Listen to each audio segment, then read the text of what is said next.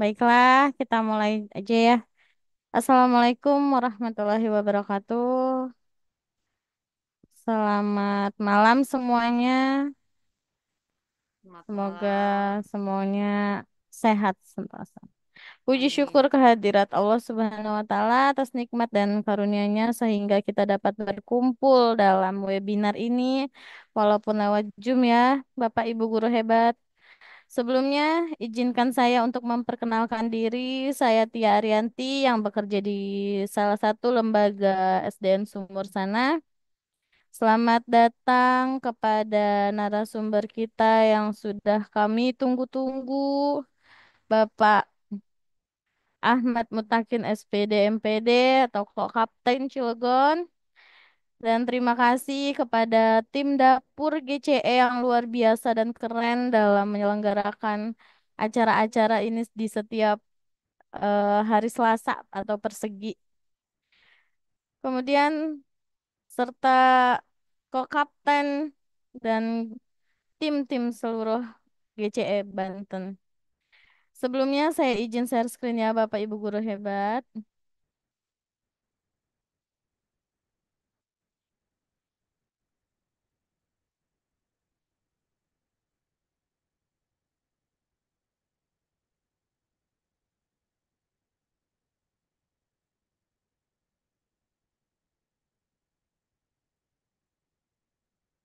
Sudah kelihatan ya Miss ya?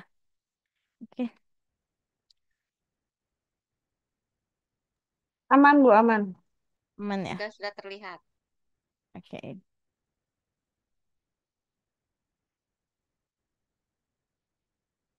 Oke, selamat datang semuanya.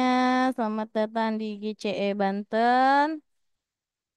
Selamat datang di GCE Banten, komunitas belajar yang berfokus pada pengembangan pengetahuan dan keterampilan.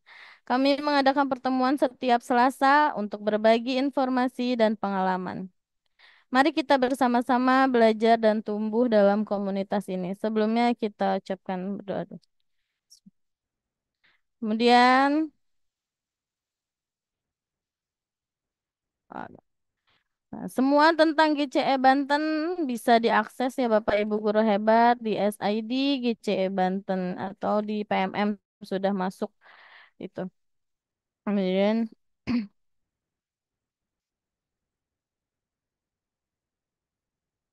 mohon maaf Bu, ini agak macet.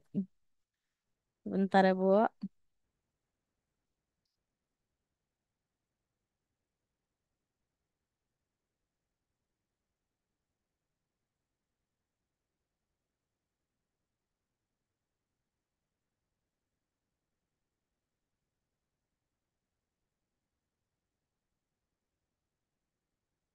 Izin saya share screen ulang ya Bu, Bapak.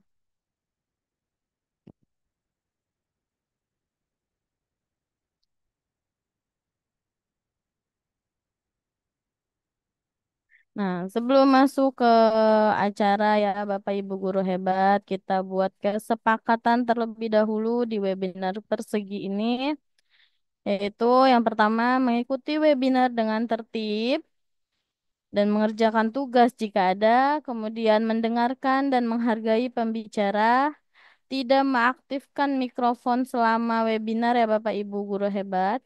Pertanyaan dapat disampaikan melalui chat atau dengan mengaktifkan fitur angkat tangan. Kemudian siapkan perangkat laptop atau PC bagi peserta yang ingin ikut praktik.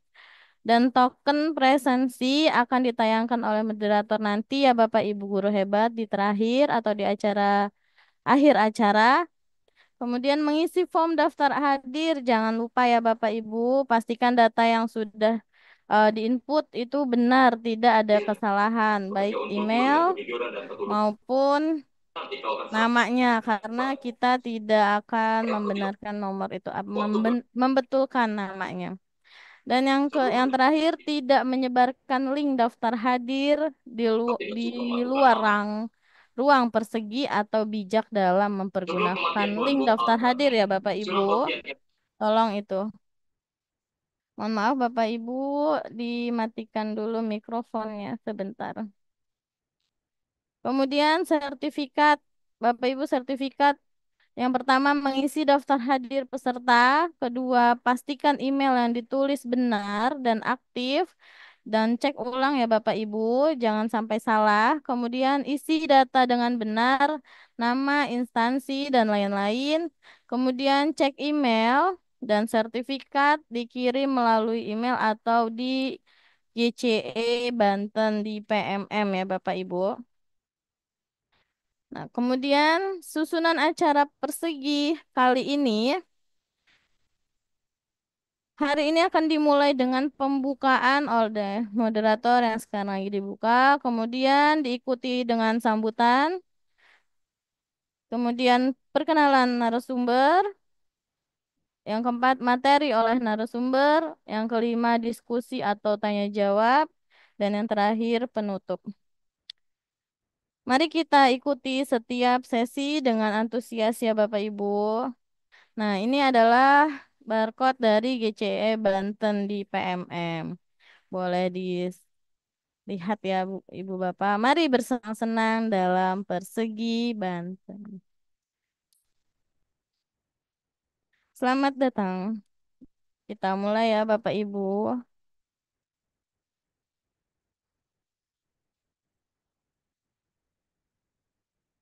Nah, Bapak Ibu, sebelumnya tema yang akan kita bahas pada malam ini sangatlah menarik ya Bapak Ibu dan relevan dengan perkembangan zaman sekarang, yaitu kecerdasan buatan sebagai sahabat atau musuh. Nah, dampaknya terhadap kesehatan mental remaja di era informasi sekarang ya Bapak Ibu.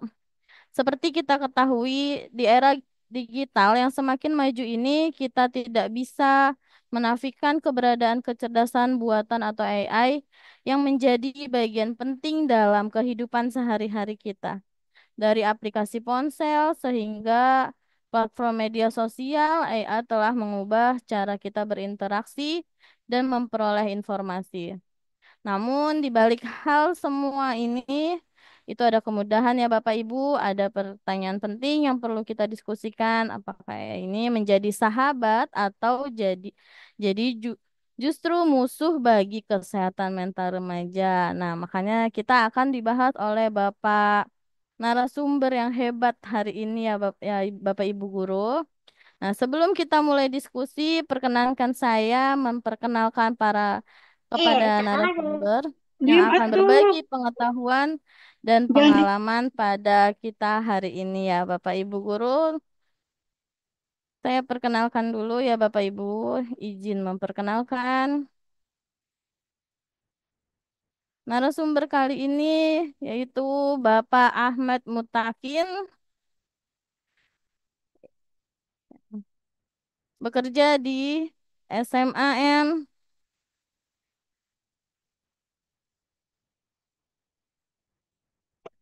bekerja di SMAN 3 Cilegon dengan sampai sekarang. Beliau adalah lulusan dari Sultan Agung Tirta Yasa Universitas tahun 2014, kemudian sebelumnya tahun 2008 beliau berkuliah di State University Jakarta. Baik Bapak Ibu guru hebat yang sudah menunggu-nunggu sejak dari tadi, kita sambut untuk Bapak narasumber kita hari ini untuk memberikan materinya atau men-share materinya, Bapak Ahmad Mutakin SPD MPD. Kita persilahkan.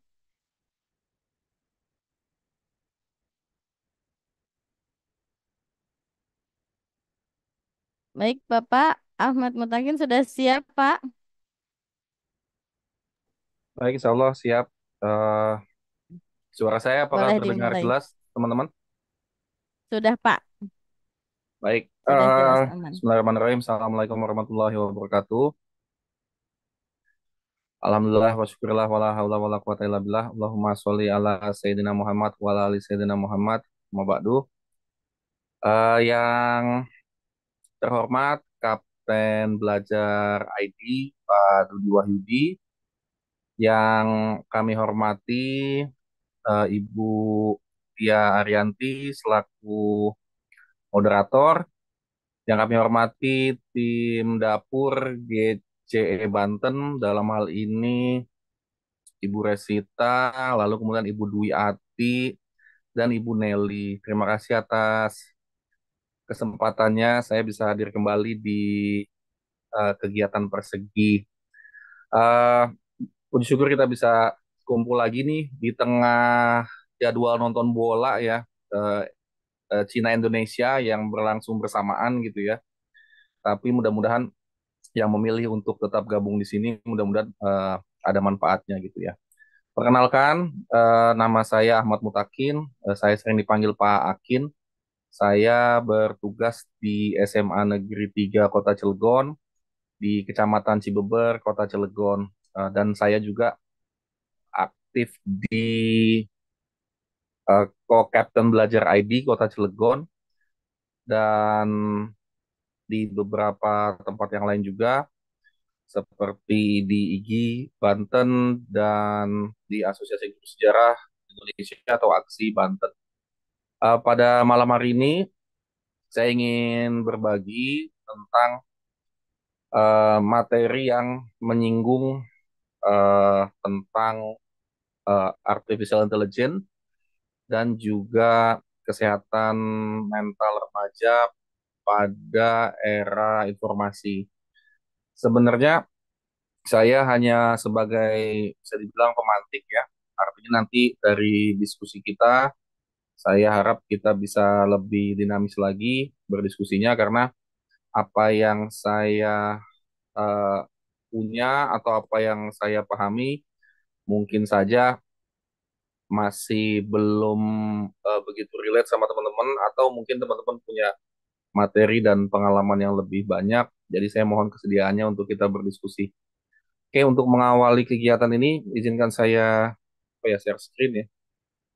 Em, jadi highlightnya sebenarnya kegelisahan utamanya kalau AI sebenarnya beberapa waktu yang lalu teman-teman seperti Bu Resita dan Bu Dwi Ati ya sudah share tentang apa tuh namanya Gemini ya, Gemini AI ya. Jadi sebenarnya untuk masalah AI ini sebenarnya kita sudah tahu, sudah menjalani dan sudah melakukan gitu ya. Nah, mungkin keresahan saya berikutnya terkait kesehatan mental remaja, terutama dalam hal ini remaja yang nanti definisinya adalah anak-anak atau orang-orang yang umurnya 10 sampai 19 tahun. Oke, saya coba share screen bagian.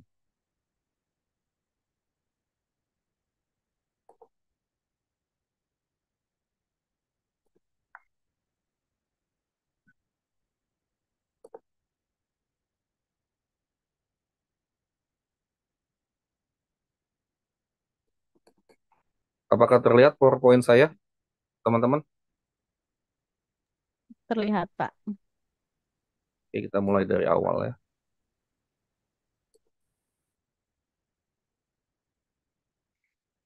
Ada judulnya apa, teman-teman? Di slide kelihatan judulnya apa? Kecerdasan buatan sebagai sahabat atau musuh. Oke, baik. Terima kasih kejahatan buatan sebagai sahabat atau musuh dampaknya terhadap kesehatan mental remaja di era informasi. Pertama-tama, saya ngajar di SMA, jadi saya mengajar remaja, betul sekali. Anak SMA itu kebanyakan 15 sampai 17 tahun. Mereka menginjak 17 tahun itu biasanya mayoritas di kelas 12. Lalu saya sendiri juga punya anak yang paling sulung juga kelas 8 SMP atau kelas 2 SMP. Itu dia lahir 2011, berarti sekitar 13 tahun ya. Itu juga sudah masuk ke dalam kategori remaja. Jadi yang saya share malam ini teman-teman adalah kegelisahan saya juga gitu ya sebagai guru maupun sebagai anak sebagai orang tua yang punya anak sudah menginjak remaja. Jadi mari kita berdiskusi. Saya juga ingin menyapa teman-teman dari SMA Negeri 3 Kota Cilegon. Terus ada juga bapak-bapak komplek Grand Cilegon Residen, teman-teman saya yang nggak pernah ikut ikut apa-apa terkait kegiatan saya gitu ya. Cuman pas judulnya kesehatan mental banyak yang bapak-bapak gitu ya, gelisah dan pengen tahu sih. Mudah-mudahan ada ilmunya lah sedikit di sini. Beberapa istilah yang kita perlu pahami dan sepakati dulu ya. Mungkin kata kuncinya ada ini ya. Pertama, artificial intelligence, kedua, kesehatan mental, ketiga, remaja, dan keempat, era informasi. Kita samakan dulu persepsinya supaya nanti kalau kita diskusi lebih lanjut, yang kita bahas hewannya atau bendanya atau binatangnya adalah ini. Pertama, artificial intelligence. Kelihatannya gambarnya apa nih slide-nya?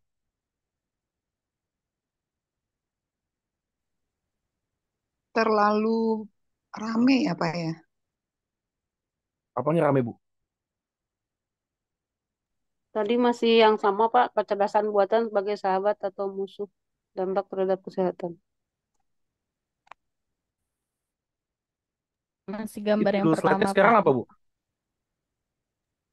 Masih kecerdasan, Masih Pak. slide satu itu. Masih Heeh. slide satu ya? Ya, ya, ya, ya. Sekarang udah berpindah, Pak. Oke, oke. Ini keempat hal tadi ya, artificial intelligence, terus kesehatan mental, remaja, dan era informasi ya. Iya, Betul, betul, Pak. Pak. Betul. Nah, ini empat hal yang definisinya nanti kita kita harus samakan dulu sebelum kita kemana-mana. Sekarang gambarnya apa, teman-teman? Kayak gambar Masih otak. keempat tadi, Pak. Waduh, nggak Masih tadi, otomatis. Pak. Slide 2, Pak. Sekarang slide 3. Oke, slide tiganya ini gambarnya apa? Artificial Intelligence, The Power of Machine, Artificial gambar intelligence. tangan. Oke, ada gambar tangan robot sama tangan orang ya. Jadi ini Ya, Iya. saya ambil definisinya dari Webster aja. Di Webster kebetulan ketemu Webster dan Oxford Dictionary kan yang biasa kita pakai ya kalau eh, pakai bahasa Inggris. Jadi suatu kekuatan dari mesin yang meniru kelakuan cerdas manusia. Itu definisi artificial intelligence. Kekuatan dari suatu mesin yang meniru kelakuan cerdas manusia. Di sini kata yang dipilihnya behavior ya, bukan action ya. Cuman saya pikir pasti ada alasannya gitu. Nah, jadi kecerdasan buatan ini sangat tergantung kepada manusia yang menginput programnya. Tadi malam saya diskusi dengan teman saya gitu ya, lulusan jurusan sistem informatika di Universitas Islam Indonesia, Kaliurang, Jogja ya. Saya juga ngebahas sama ini sama dia juga gitu ya. Jadi memang nanti kita kita kembangkan lagi, tapi artificial intelligence ini sudah dimulai 20 tahun yang lalu gitu ya teman-teman ya. Cuma kita nggak tahu aja. Nggak begitu ngeh aja. Kita mulai dengan email sebenarnya. Email kita bisa kita klasifikasikan, ada email penting, lalu kemudian em, email spam gitu ya. Spam itu sendiri kan itu juga kecerdasan buatan karena si aplikasi itu melihat bahwa kita kalau tidak pernah berinteraksi dengan alamat email itu, maka kita cenderung menganggap itu adalah spam. Nah, itu mungkin hal-hal terkait artificial intelligence yang pertama-tama kita bisa alami sebenarnya. Yang paling canggih mungkin hari ini yang kita bisa rasakan di beberapa mobil, teman-teman, mobil-mobil listrik terutama yang baru ya, itu banyak sekali perintah yang bisa pakai suara gitu ya. Jadi sambil nyetir sambil buka navigasi buat peta, lalu sambil nyetir bisa sambil buka Spotify-nya, nyalain lagunya. Nah, itu sudah sampai kepada pengenalan suara ya. Sebelumnya sudah ada Google Doc yang bisa diketik. Oke, itu. Lalu definisi yang kedua, ini agak panjang. Mohon maaf nih teman-teman, saya nggak mau motong karena ini saya dapat dari jurnal. Ini saya dapat di Digital Library-nya UI. Kebetulan bisa punya akses ke Digital Library-nya Universitas Indonesia. Jadi dari Fakultas Kesehatan Masyarakat ada jurnal yang membahas apa itu kesehatan mental. Cukup panjang teman-teman ya. Saya langsung aja kata kunci ya. Yang saya merahin itu kata kuncinya. Jadi kesehatan mental adalah terhindarnya seseorang dari gejala gangguan atau penyakit mental yang menyebabkan dia sanggup untuk menghadapi problem-problem yang biasa terjadi, sehingga dia punya kemampuan yang dimiliki untuk menyesuaikan dirinya dengan dirinya sendiri. Nah, ini menarik nih ya. Kemampuan untuk menyesuaikan diri dengan dirinya sendiri dan lingkungannya, sehingga pada akhirnya bisa mencapai eh, hidup yang bermakna dan bahagia, baik di dunia maupun di akhirat. Jadi, ini definisi kesehatan mental yang menyeluruh. Dua orang ini men- menganalisis dari dua ahli sebelumnya yang kemudian dia ambil garis tengahnya seperti ini. Jadi itu bisa kita pahami ya, sanggupan untuk menghadapi problem-problem yang biasa terjadi, sehingga dia bisa merasakan kemampuan untuk menyesuaikan dirinya dengan dirinya sendiri dan lingkungannya, dan mencapai hidup yang bermakna dan bahagia di dunia akhirat. Saya suka banget dengan menyesuaikan diri dengan diri sendiri ya. Jadi artinya dia sudah selesai dengan dirinya sendiri. Apapun yang dikasih Tuhan kepada dia gitu ya, organ tubuhnya, apalagi ya, dia lahir dari siapa, orang tua siapa, dia lahir di kota apa, dan dia lahir jenis kelamin apa, minimal itu ya, terkait kelengkapan fisiknya, terkait kedua orang tuanya, terkait tempat dia lahir, dan apa ya, jenis kelamin minimal itu ya. Nanti macam-macam lagi teman-teman kalau kita bahas hal yang sekarang juga marak, termasuk gender itu ada berapa? Itu pertanyaan 1 juta dolar hari ini. Next, ke definisi yang ketiga, yaitu remaja. Nah, remaja adalah individu, eh, bisa laki-laki atau perempuan yang berusia 10 sampai 19 tahun. Jadi definisinya UNICEF, em, children ya, UNICEF itu kan C-nya children gitu ya. Jadi badannya PBB, ini badan PBB yang resmi ya, bukan badan PBB yang ngasih-ngasih gelar itu ya, itu beda lagi teman-teman.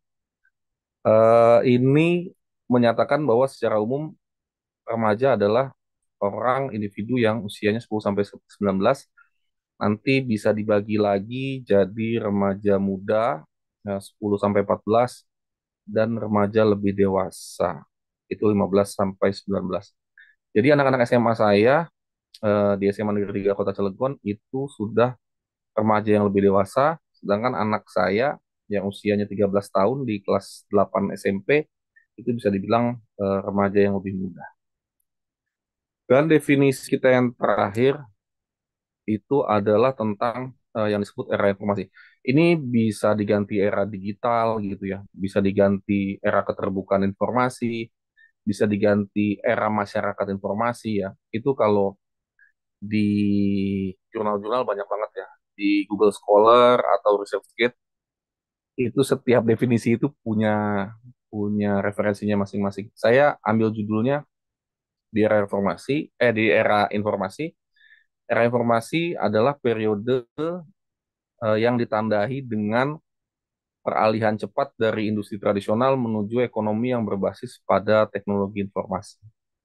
Ini kalau orang-orang media atau sosiolog di Barat ini sering nyebut revolusi industri 4.0 gitu ya. Revolusi industri 4.0 adalah teknologi informasi. Kita menjelang revolusi industri 5.0, tapi lain waktu aja kita bahas. Tapi revolusi industri pertama itu mesin pintal ya, dan mesin uap, eranya mesin pintal dan mesin uap. Revolusi kedua itu listrik, segala sesuatu yang terkait dengan listrik. Dan revolusi ketiga itu otomatisasi industri. Itu dimulai dengan pabrik mobil Ford yang pakai sistem assembly line. Setelah itu 1920, 1930 ya. Akhirnya 2002 dunia mulai em, memasuki tahap yang lebih jauh lagi, di mana yang disebut revolusi industri 4.0. Ditambah lagi kita punya yang namanya pandemi, itu juga pandemi COVID melanda dunia 2020 sampai 2021, 2 tahun kita mengalami apa yang mungkin disebut oleh Mas Menteri sebagai transformasi digital yang lebih cepat karena kita mulai PJJ ya, pembelajaran jarak. Oke, mungkin itu definisinya. eh, Kalau ada yang mau ditanyakan atau didiskusikan, silakan. Atau mau lanjut? Boleh Bapak Ibu, ada yang mau ditanyakan langsung, boleh raise hand. Apa kita Oke, mau mungkin lanjut dulu? lanjut aja ya. Mungkin definisi mah nggak, Boleh. bukan untuk dibantah ya, gitu ya. Karena Boleh, Pak. iya, karena nggak ada Rocky Gerung soalnya. Oke, kita lanjut ke masuk ke AI-nya, sisi cerahnya. Jadi sisi cerahnya dulu yang bahagia-bahagia dulu ya. Pertama, saya pikir AI itu bagus buat industri dan informasi dan terakhirnya pembelajaran gitu ya. Di bidang pembelajaran teman-teman luar ini udah luar biasa di sini. Di sini macam-macam nih teman-teman saya ini yang tim dapur tadi itu udah malang melintang itu segala aplikasi ya Google Workspace for Education, lalu kemudian juga beberapa guru Canva, teman-teman juga sama mungkin ya. Ada yang guru Canva, ada yang apa ya? Kalau puisis itu istilahnya apa gitu ya, gurunya gitu ya, guru puisis atau apa gitu. Jadi di puisis, di Iya, Canva, betul, Pak. terus apa? Duta ya? Betul, Pak. Betul, betul, Pak. Ada duta Kayak Canva. kuisis gitu ya, Pak. Ada Ada. lagi teman-teman itu apa board gitu ya. Pokoknya luar biasa yang saya juga nggak belum bisa gitu ya. Tapi em, saya senang karena setiap orang, setiap teman saya gitu ya di Cilegon misalnya, Tangerang dan di Lebak di mana-mana sebenarnya itu wah saya punya Google, dia punya Canva, Flipchart gitu ya dan yang lain gitu ya. Ada yang kuisisnya udah sampai luar biasa banget. Ada kemarin teman-teman saya itu mungkin kok Captain juga sama, teman-teman sahabat GCE Banten semua juga ikutan Gemini, mungkin itu yang paling baru, salah satu ilmu yang paling baru juga yang kita dapetin gitu ya. Kita nggak terlalu bahas Gemini. Nah, secara umum di AI dalam pembelajaran ini, pertama personalisasi pembelajaran. Ini terkait dengan pembelajaran berdiferensiasi. Konteks wujud konkretnya itu siswa bisa mengulang-ulang pembelajaran misalnya. Kita kasih eh, waktu dengan menu yang banyak gitu. Kita punya menu di audio, kita punya menu di audio visual, kita punya menu di teks gitu. Lalu kemudian produk dan yang lain. Oke, yang kedua peningkatan akses. Ini sangat jauh lebih luas aksesnya. Dulu kita bertanya ke Mbah Google, akhirnya Mbah Google udah tua, dibalap sama Ade ChatGPT gitu ya. Itu luar biasa. Sampai kemudian Google bikin Bard ya buat nyaingin ChatGPT. Lalu kemudian Bard udah hilang diganti dengan Gemini. Jadi eh, versi baru dari Bard adalah Gemini. Nah, itu membuka keran persaingan yang luar biasa dan nanti berimbas ke banyak hal termasuk ke dunia pendidikan dan pembelajaran. Jadi Mbah Google itu kemarin banget gitu ya. Sekarang udah ada yang lain. Lalu yang ketiga, pemantauan kemajuan. Em, kita bisa melacak perkembangan siswa itu misalnya di Google Classroom ya, dan di Quizzes gitu ya. Kita bisa langsung tahu Quizzes itu bisa real time juga kuisnya teman-teman. Saya pikir lebih paham. Bisa real time juga bisa juga jadi PR. Dan terakhir saya ketemu apa gitu ya orang Quizzes itu Mas Umar ya. Mas Umar itu kayak jabatannya tinggi juga tuh ya. Ketemu Mas Umar di Tangerang gitu ya. Hmm, itu 18 soal tipe soal kuisis itu sudah dibuka semua untuk belajar ID. Terus saya buka ya beneran ya. Ternyata bener. Sejauh ini kan biasanya dari 10 dulu malah cuma 10 ya. Itu kan ada lambang halilintarnya ya, petirnya ya. Kalau ada lambang petirnya itu biasanya harus itu akun super ya. Jadi biasanya harus beli atau merekomend ya pokoknya ada syarat dan ketentuan berlaku. Tapi hari ini terima kasih Belajar ID eh, Kementerian Pendidikan gitu ya. Mungkin kerjasama dengan Kuisis pastinya itu 18-18-nya udah nggak ada lambang petirnya sama sekali. Jadi semuanya bisa dipakai. Jadi teman-teman wow banget kalau buat yang belum tahu sekarang Anda tahu gitu ya. YTTA-nya jadi lebih banyak gitu ya. Yang tahu-tahu ajanya lebih banyak.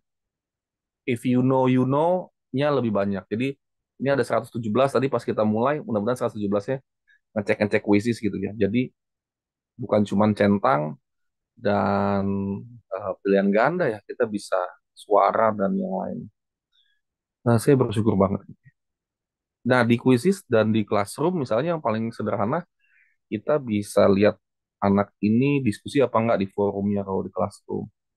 Ngumpulinnya kapan gitu ya. Di quizzes juga sama gitu ya.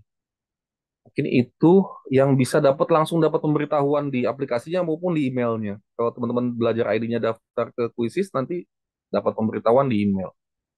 Kalau teman-teman masuk di classroom juga ya pasti juga ada pemberitahuannya di email bahwa pekerjaan ini sudah habis tenggat waktunya. Oke, ini misalnya tadi yang saya sebut sebagai quizzes ya. Terus mau bikinnya juga ini sudah macam-macam teman-teman ya. Jadi silahkan diotak-atik gitu.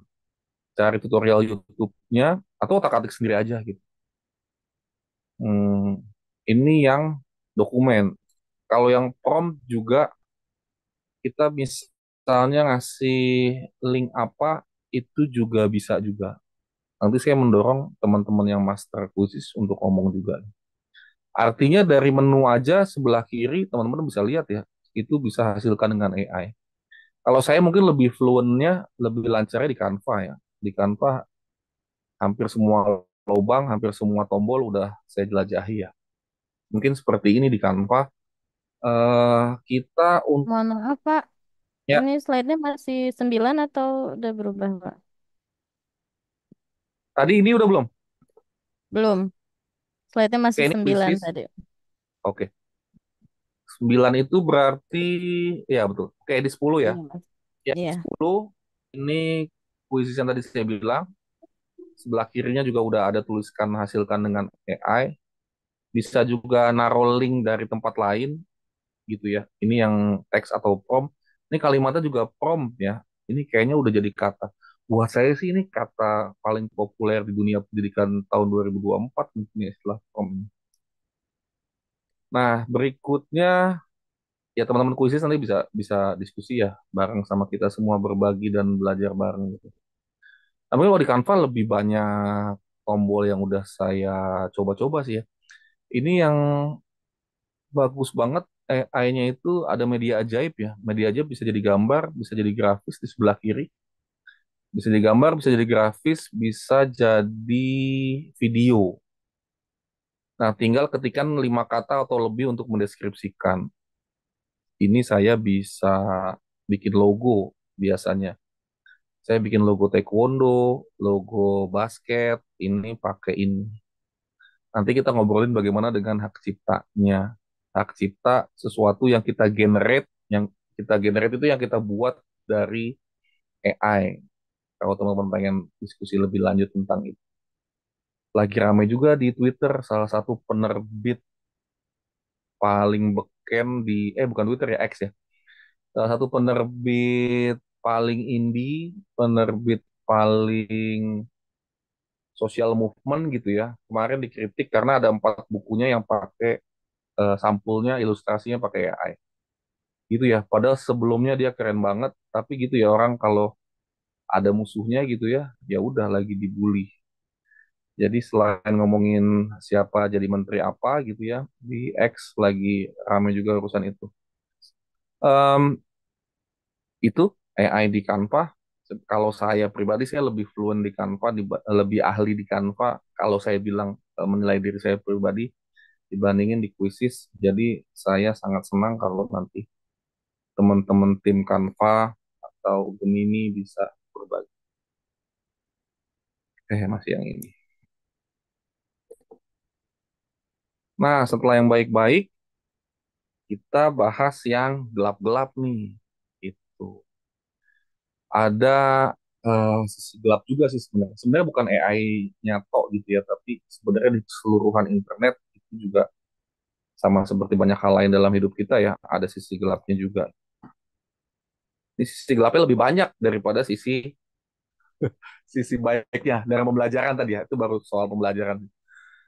Nah, ini teman-teman, yuk kita hitung-hitung anak kita, yuk kita hitung-hitung. Nah, saya agak mohon maaf ya yang SD mungkin kalau kurang relate nanti kita share aja gitu ya kendala di SD seperti apa gitu ya. Karena kalau anak-anak SMA sih, alhamdulillah saya ngajar di anak SMA, saya nggak kuat kayaknya ngajar TK sama SD. Saya bisa melakukan kekerasan atau saya sakit jantung gitu kalau ngajar anak TK atau SD saya nggak sanggup. Kalau ngajar anak SMA, alhamdulillah sudah bisa berpikir abstrak. Pertama ini udah tahun lalu banget nih ya kata ini ya FOMO ya. Jeleknya media sosial eh, bisa saya bilang Instagram terutama yang memulai ini karena dia share video dan kemudian foto kebanyakan selebritis juga startnya di Instagram. Ini banyak tren-tren tertentu. Dulu teman-teman pernah lihat nggak ada ice bucket challenge misalnya. Jadi ada challenge-challenge misalnya nuangin eh, es ke orang gitu. Dan nanti dari situ berkembang kemana-mana. Nah, itu bukan cuman di challenge atau di pakaian gitu ya, atau cara bicara, itu sampai ke hal-hal yang misalnya bahasa tertentu gitu ya. Atau misalnya prank ya, prank tertentu itu juga jadi sesuatu yang membahayakan kalau pranknya biasanya main fisik dan eh, main fisik itu sampai kekerasan verbal, verbal maupun fisik. Yang kedua perbandingan sosial ya. Ketika kita medsos, kita malah insecure teman-teman karena apa? Ya kita nggak usah ngomong siswa ya. Saya ngomong diri saya sendiri aja gitu ya. Ketika saya lihat teman saya jalan-jalan, Ah, sini nih, Dek. ketika saya dengar ketika saya lihat teman saya keluar negeri misalnya gitu, wah asik banget gitu ya. Terus terbersitlah pengen juga gitu ya. Teman saya umroh gitu ya, saya juga pengen juga gitu ya. Nah kalau kalau kita menjadikan itu sebagai patokan atau siapapun menjadikan itu sebagai patokan kan akhirnya menilai diri sendiri dan kehidupannya kan juga jadinya eh, jadi apa ya jadi kurang bersyukur atau downgrade memandang dirinya sendiri.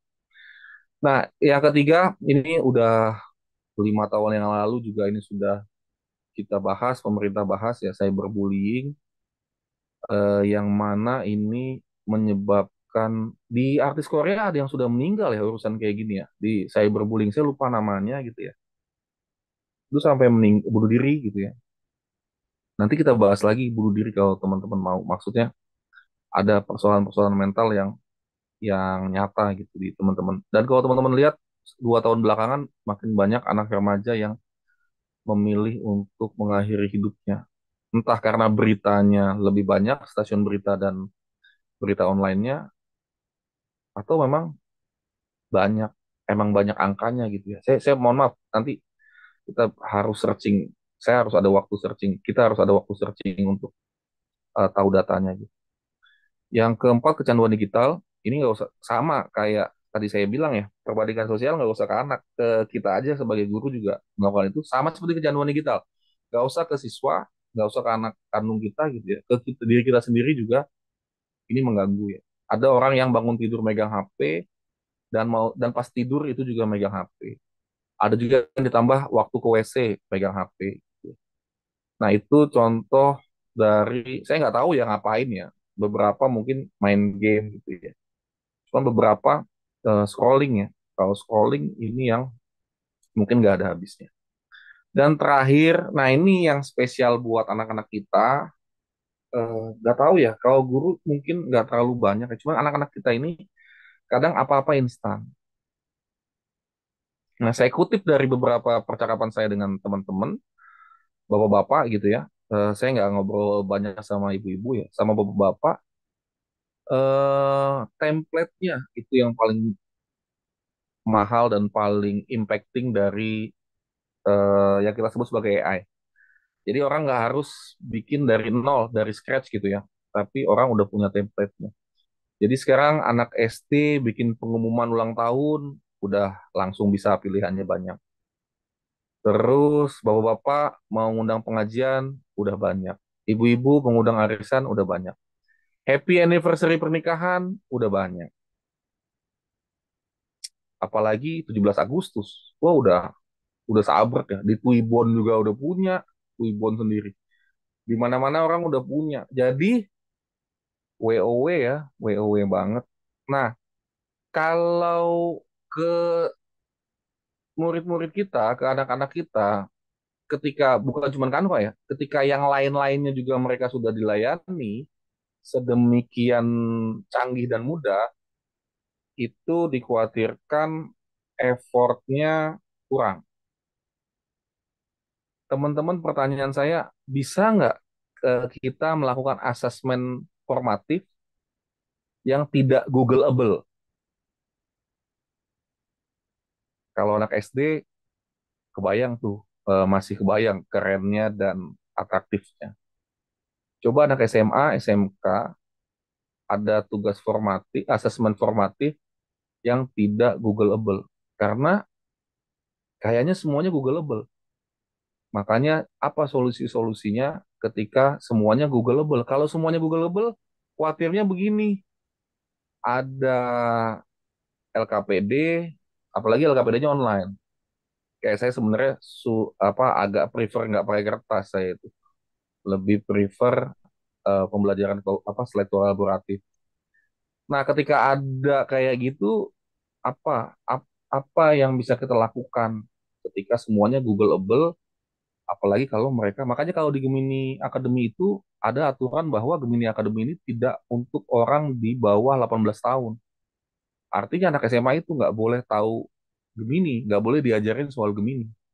Itu karena kalau udah tahu, apalagi diajarin bikin prompt yang bagus, yang sempurna gitu ya, mereka bisa dapat apa aja.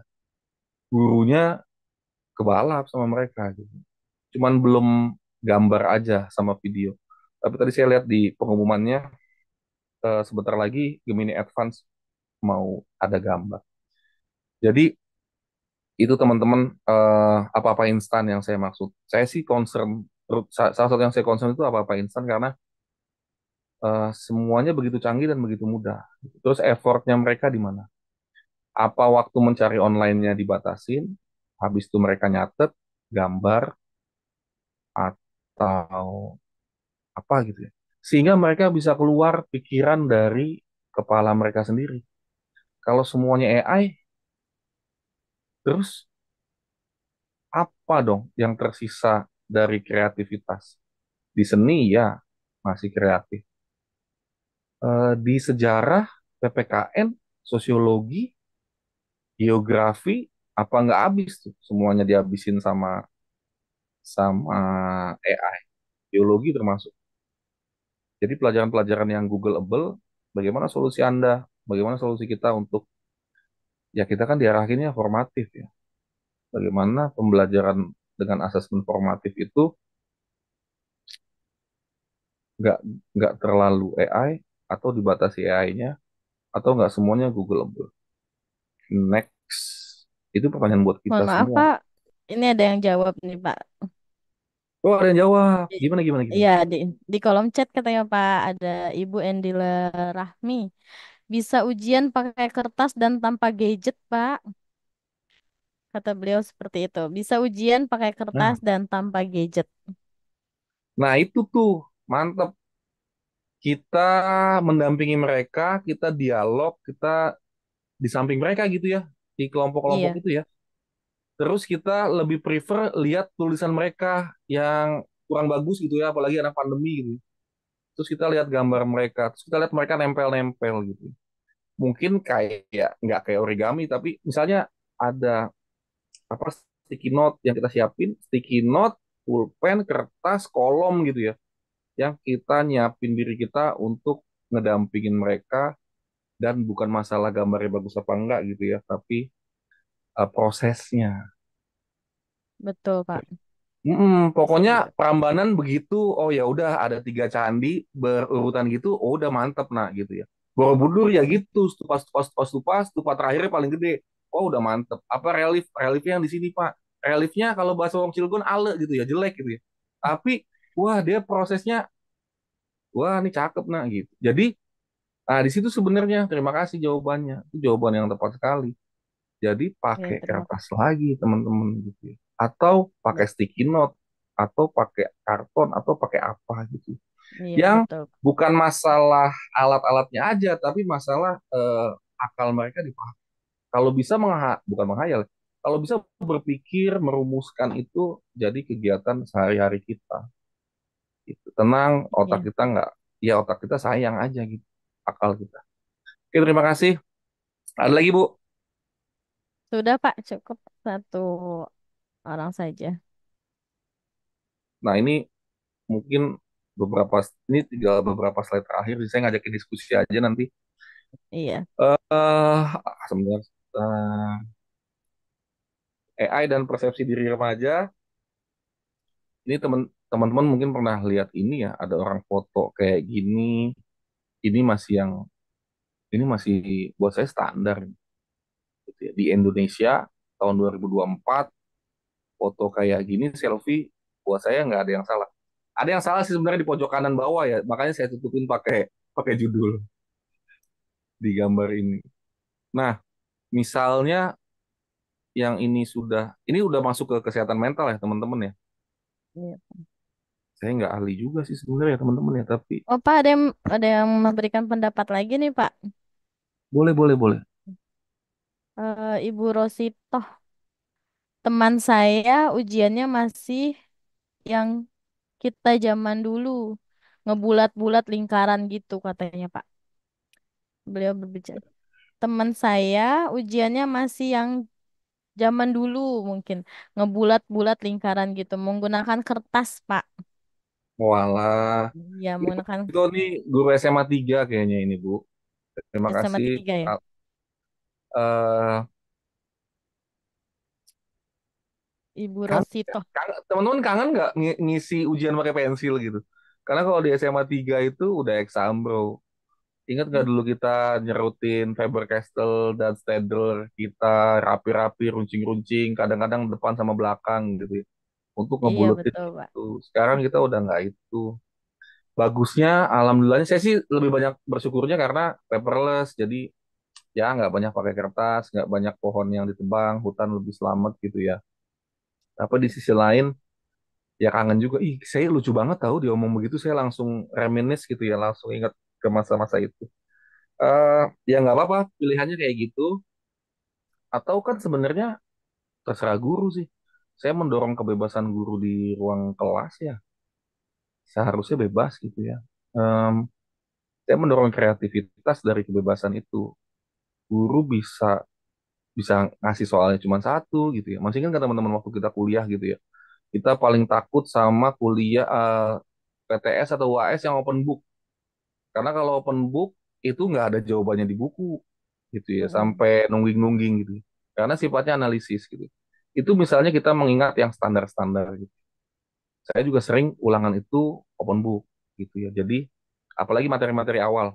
Jadi biasa untuk jadi guru yang disukai itu, wih Pak Hakim mah ininya asik ulangannya 1 2 KD kita kasih begitu dulu, kita kasih pur dulu sampai mereka tertarik, ya habis itu baru macam-macam kayak gitu. Bahkan ada KD yang nggak usah tes sumatif gitu ya, karena mereka sudah melakukan pencatatan-pencatatan gitu. eh saya ya sama lah teman-teman juga sudah melakukan itu. Komen di story Instagram, terus kemudian komen di YouTube, di channel kita, video kita tertentu gitu ya. Itu bisa kita lakukan sih. Artinya kebebasan itu mendorong kreativitas teman-teman. Tapi terima kasih sudah diingatkan bahwa kita pernah punya masa, bahwa kita pernah punya pencil and paper gitu ya. Iya betul, Pak. Oke, kita lanjut. Ini mungkin AI yang langsung ke kesehatan remaja.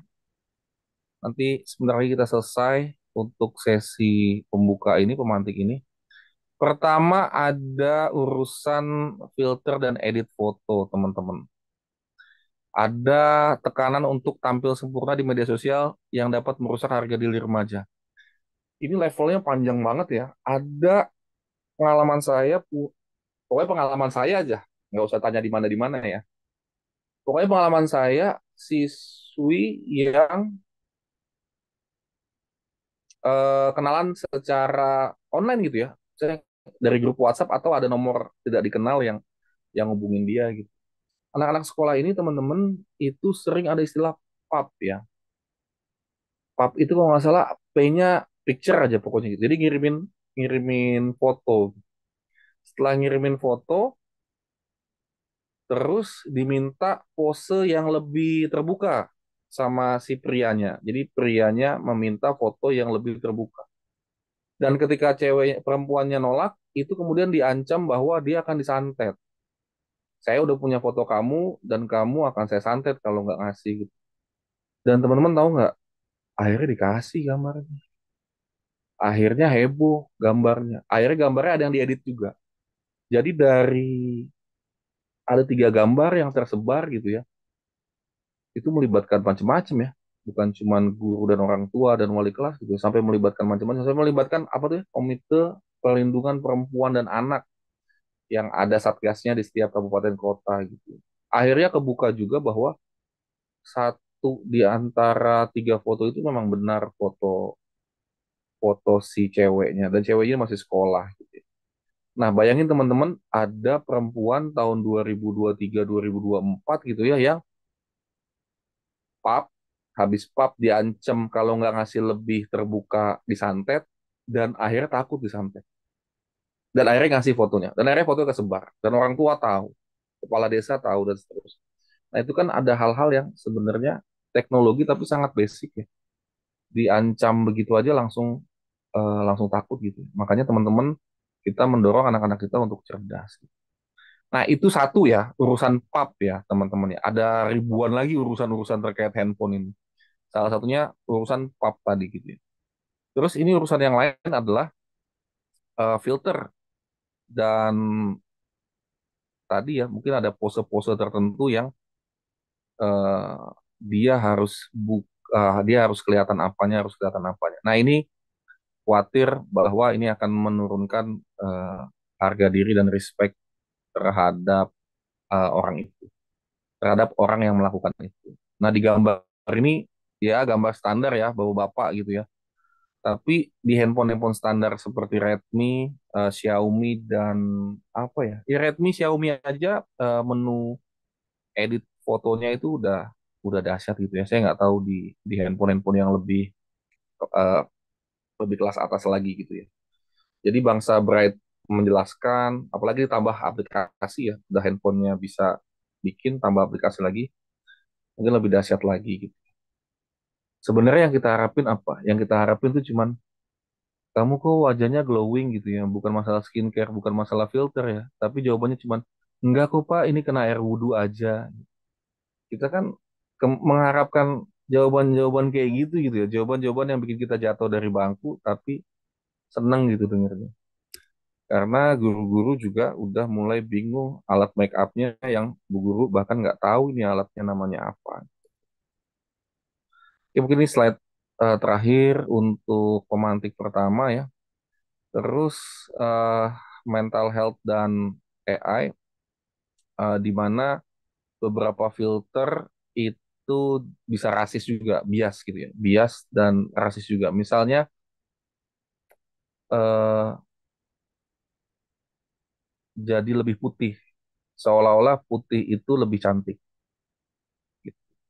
Eh, Bagaimana kabarnya dengan ciptaan Tuhan yang di benua Afrika, yang di Papua gitu? Apakah Tuhan menciptakan mereka hanya olok-olok kan gitu? Jadi standar waktu generasi kita nih milenial, generasi X itu ada standarnya iklan. Kalau generasi Z standarnya ya seleb, ya kita juga seleb sih ya, Dika Ardila gitu ya. Paramitha Rusady, Ine Febrianti, Dian Sastrowardoyo ya.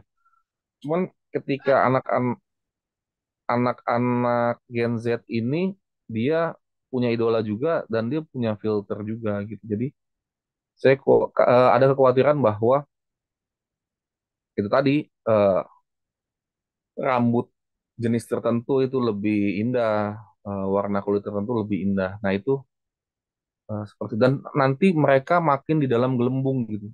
Artinya dari luar mereka diomongin mereka nggak tahu mereka di dalam gelembung. Misalnya tampil cantik dengan filter-filter tertentu yang itu apa ya khawatir mereka terlalu fokus di sana gitu.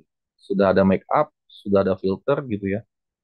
Dan mereka nanti gini loh Bu, ada di percakapan-percakapan gelap itu ya, itu ada kalimat seperti ini mohon maaf saya omongin ya. Mohon maaf nih teman-teman GCE. Ada misalnya beberapa remaja bisa putra, bisa putri ya, karena sekarang juga sama juga ya.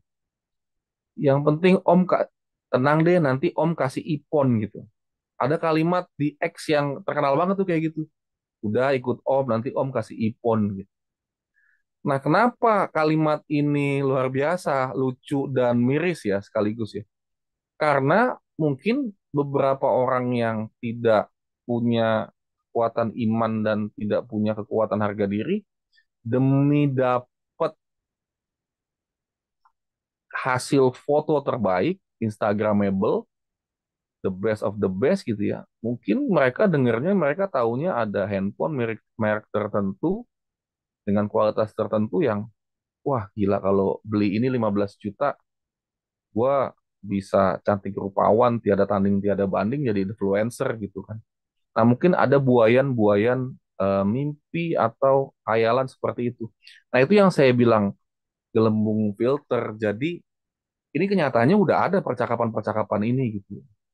Oke, tenang aja nanti Om kasih ipon, Om kasih ipon. Jadi, ya itu ketika dikasih seperti itu, barang seperti itu, mungkin mungkin bisa ada hal-hal yang asusila di sini. Oke, mungkin dari saya itu dulu teman-teman. Ini sumber gambar saya. Kalau teman-teman mau bisa link ada biru-birunya. Terus ini dua sumber saya, jurnal dan buku. Itu selebihnya kita diskusi dulu. Eh, kita lihat teman-teman eh, apa ya mau ngobrol soal apa. Mungkin dari saya itu terima kasih. Nah, baik, Bapak, terima kasih Bapak Ahmad Mutakin yang sudah memaparkan materi hari ini. Sesi berikutnya adalah sesi tanya jawab bagi peserta atau Bapak Ibu guru hebat yang ingin bertanya, boleh dituliskan di pertanyaan dalam chat atau boleh langsung raise hand saja. Tapi mungkin sudah ada pertanyaan ya Bapak ya. Di sini ada di kolom chat dari Bapak Jenal Mutakin dari SMPN 1 Pontang. Bagaimana cara yang bijak dalam menggunakan AI atau gadget khususnya untuk anak SMP? Mau kita tampung dulu atau mau langsung dijawab, Bapak? Kita tampung dulu. Insya Allah saya masih ingat. Oke, kita tampung dulu ya. Ya, Bapak Ibu guru hebat yang lain ingin bertanya atau mau raise hand langsung atau kita lihat di kolom chat juga boleh.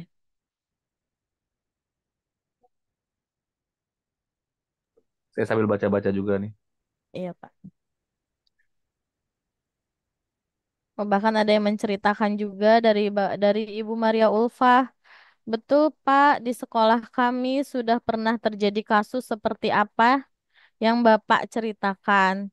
Itulah kenapa sekolah kami sekarang membatasi penggunaan gadget atau HP di sekolah. Kayaknya itu di poin pertama ya, Pak ya, pemantik pertama di foto atau filter ini, di bagian pemantik pertama. Di sini ada Mulyono dari SMP Waringin Kurung ya. Ini bukan Mulyono yang itu kan ya. Ini mah guru SMP ya. Iya, bukan. Saya banyak bercandanya, maaf Bu. Iya Pak, gak apa-apa. Ada lagi Bapak Ibu biar kita tampung dulu. Oh iya Bapak Ibu, untuk presensi jangan tergiur untuk di kolom chat ya Bapak Ibu. Nanti dari tim GCE atau dari saya yang akan. Oh ada yang raise hand Bapak Ibu Tria. Bapak Boleh, boleh. Tria ini ya. Ini di chat ada yang namanya Mutakin terus ngasih link presensi itu bukan kita ya? Bukan, bukan Pak. Oh my God. Bukan Pak, bukan Oke, lanjut kita. lanjut. Boleh Ibu Tria diaktifkan suaranya. Terima kasih Ibu. Mohon maaf Bapak, saya tidak bisa mengaktifkan videonya, tidak bisa apa namanya online. Gak apa-apa Bu Tria. Ah, ya. Terima kasih Pak untuk pembahasan ini. Tim GCE juga terima kasih sudah menunjukkan eh, tema ini. Ini memang menjadi pemikiran juga atau kegelisahan saya juga Pak, karena bahwa di sisi lain AI itu memang bermanfaat, tapi di sisi lain juga ya, banyak sisi negatifnya yang seperti misalnya anak-anak tadi mengakali jawaban soal yang kita buat, bahkan sampai ada yang 100 soal PTS dijawab oleh mereka nilainya gitu Pak.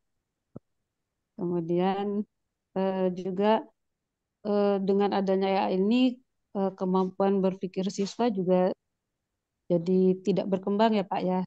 Padahal kita menginginkan intelektual mereka itu bisa berkembang sebaik mungkin gitu. Tetapi karena ada bantuan ini, AI ini, tugas-tugas mereka bisa dibantu oleh AI. Kemudian juga selain itu di sisi apa ya, kejujuran mereka akan menjadi terganggu juga ya Kak ya. Uh, jadi mereka pasti akan menggunakan AI ini supaya mendapatkan nilai baik. Dan yang ketiga, yaitu tadi mengakali sehingga mereka akan mendapat nilai yang baik. Namun memang apa ya, AI ini juga tidak bisa kita abaikan gitu ya Pak ya. Gurunya saja mungkin masih menggunakan AI gitu untuk berbagai keperluan. Nah, eh, mungkin pertanyaan saya sama dengan tadi yang dari guru SMP Pontang. Bagaimana sebetulnya untuk menghadapi permasalahan ini sehingga eh, penggunaan AI bisa mendukung siswa, tetapi hal-hal negatif bisa eh, terkurangi gitu Pak. Untuk menghilangkan mungkin sulit juga ya, tapi terkurangilah setidaknya. Terima kasih. Itu saja yang jadi pertanyaan saya. Baik, terima kasih. Mungkin mulai dijawab ya Ibu moderator ya Bu Tia ya. Boleh Pak. Pertanyaan Bu Tria sama dengan tadi pertanyaan yang bagaimana cara memanfaatkan AI yang paling bijak di SMP ya. Pertanyaan dari Bapak siapa tadi gitu Ibu ya? Bapak Jenal Mutakin. Sama Pertanyaan kayak mutakin. Bapak ya namanya. Sama ya, keluarga besar mutakin nih.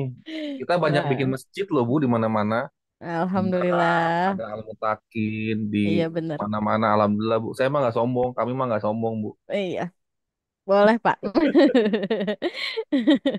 Jadi eh ya ini jadi memang harapan saya malam ini memang kita merenung terus kontemplasi refleksi gitu karena apalagi kita yang orang tua gitu ya betapa betapa apa ya jangan-jangan langkah kita belum punya langkah apa-apa jangan-jangan kita pertama untuk SMP itu kalau menurut saya gitu ya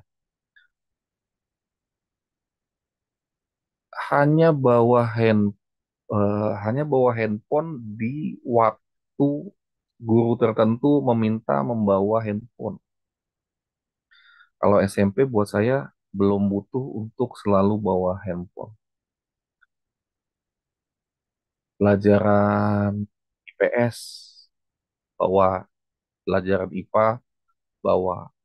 Kalau IPS-nya kosong, IPA-nya kosong, PPKN-nya ada apa enggak? Kalau PPKN ada, ikut bawa. Dan seterusnya. Biasanya yang jarang bawa HP itu guru olahraga, langsung praktek. Satu itu. Terus kalaupun dia bawa, dari 8 jam pelajaran, misalnya di jam ke 5, 6, 7, 8 baru ada HP. Itu menurut saya, dan sudah ada Bu sekolah yang melaksanakan ini, itu HP-nya dititip. HP-nya dititip di piket atau di wali kelas. Tenang saja wali kelas punya meja, tenang saja guru piket punya meja, punya laci, atau punya apalah. Nanti dimasukin ke sana dulu, di di apa tuh, dikasih stiker kecil aja gitu ya, yang hemat gitu ya. Jadi hanya menggunakan HP itu di pelajaran yang waktu itu membutuhkan atau require using cellular phone gitu. Kalau di luar itu buat saya banyak isengnya nanti anak-anak. Nanti dia lupa waktu. Apalagi kalau sudah gurunya agak telat masuk, terus dari istirahatnya agak telat masuk, itu biasanya mabar. Mabar FF, Mobile Legend, yang mana 15 menit tidak cukup. Istirahat pertama misalnya 15 menit, itu nggak cukup buat satu kali mabar. Jadi mereka pasti teralih dunianya. Nah, untuk anak SMP, buat saya belum, saya nggak ngerti urusan psikologinya ya. Cuma setahu saya di mata kuliah psikologi perkembangan, mereka belum bisa berpikir abstrak gitu. Jadi memang eh, basically anak-anak mau jadi remaja gitu. Nah, kalau anak SMA, nah buat saya sudah bisa ngantongin tuh anak SMA itu. Tinggal itu tadi sama si aturan yang lainnya gitu. Kalau di SMA Negeri 3 boleh membawa handphone. Yang tidak boleh itu adalah bermain game online. Em, itu tidak boleh selama jam pelajaran. Jadi hanya ya pokoknya siang aja gitu ya. Siang boleh. Selebihnya bau-baunya game online, suara-suaranya game online itu terlarang. Gitu. Kalau di kami sih kebanyakan permasalahannya di game online itu yang mengalihkan mereka, terutama anak-anak cowok. Kalau yang cewek-cewek kayaknya mungkin saya nggak begitu ini ya, tapi mungkin pada umumnya scrolling-scrolling di media sosial mungkin. Jadi kalau SMA itu buat saya lebih ini, terus Gojek dan yang lainnya juga mungkin kepentingan mereka itu lebih banyak. Terus anak SMA itu tugasnya juga mungkin, sebenarnya saya juga hampir nggak pernah ngasih PR ya. Tapi mungkin kalau ada pekerjaan yang tidak selesai, mereka harus janjian di rumah temen. Terus mereka bimbel saya nggak tahu ya banyakkan SMP apa SMA gitu ya yang bimbel ya. Cuman saya pernah 9 tahun ngajar di Ganesha Operation ya.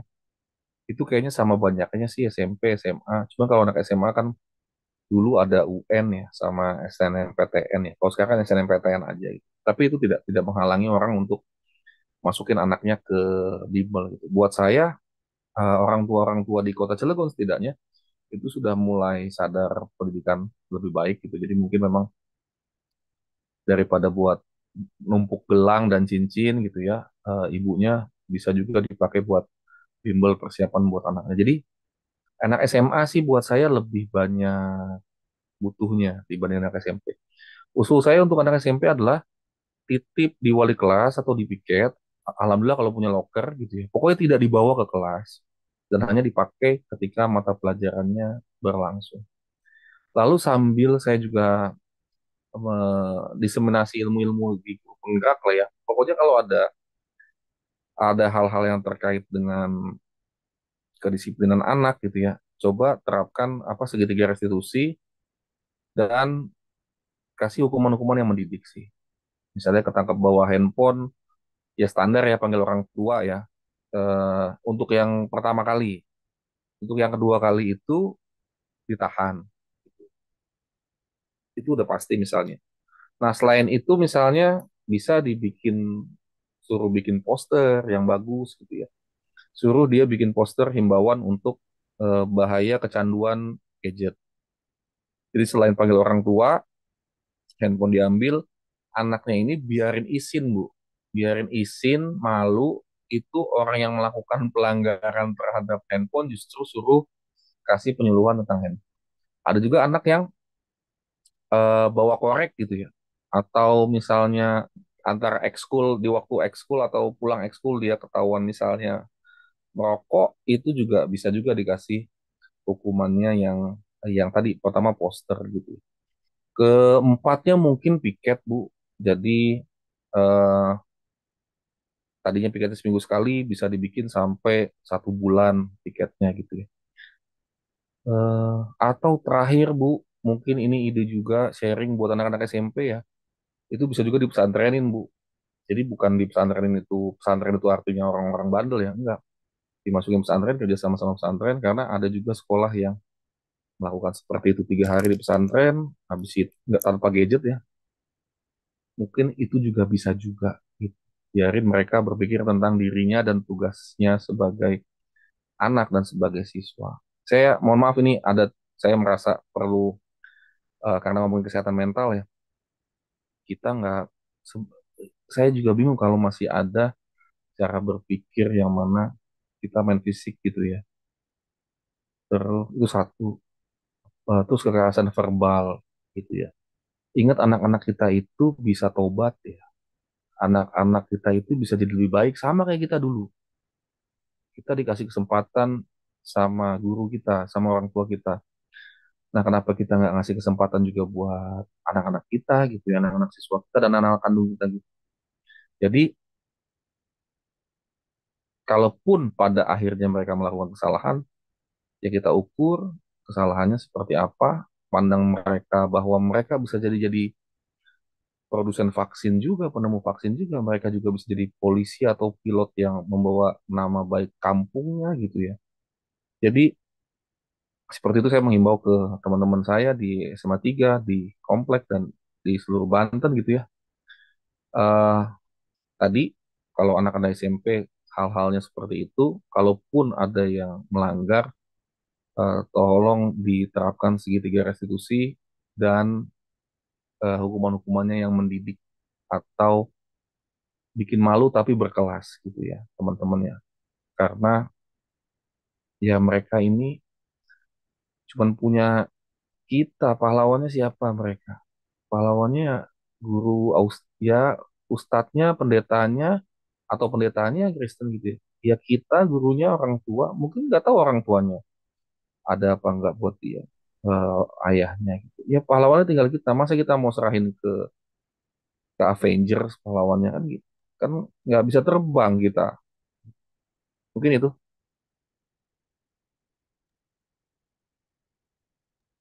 Baik, Bapak. Terima kasih. Ada pertanyaan lagi, Bapak, dari Ibu Endila Rahmi.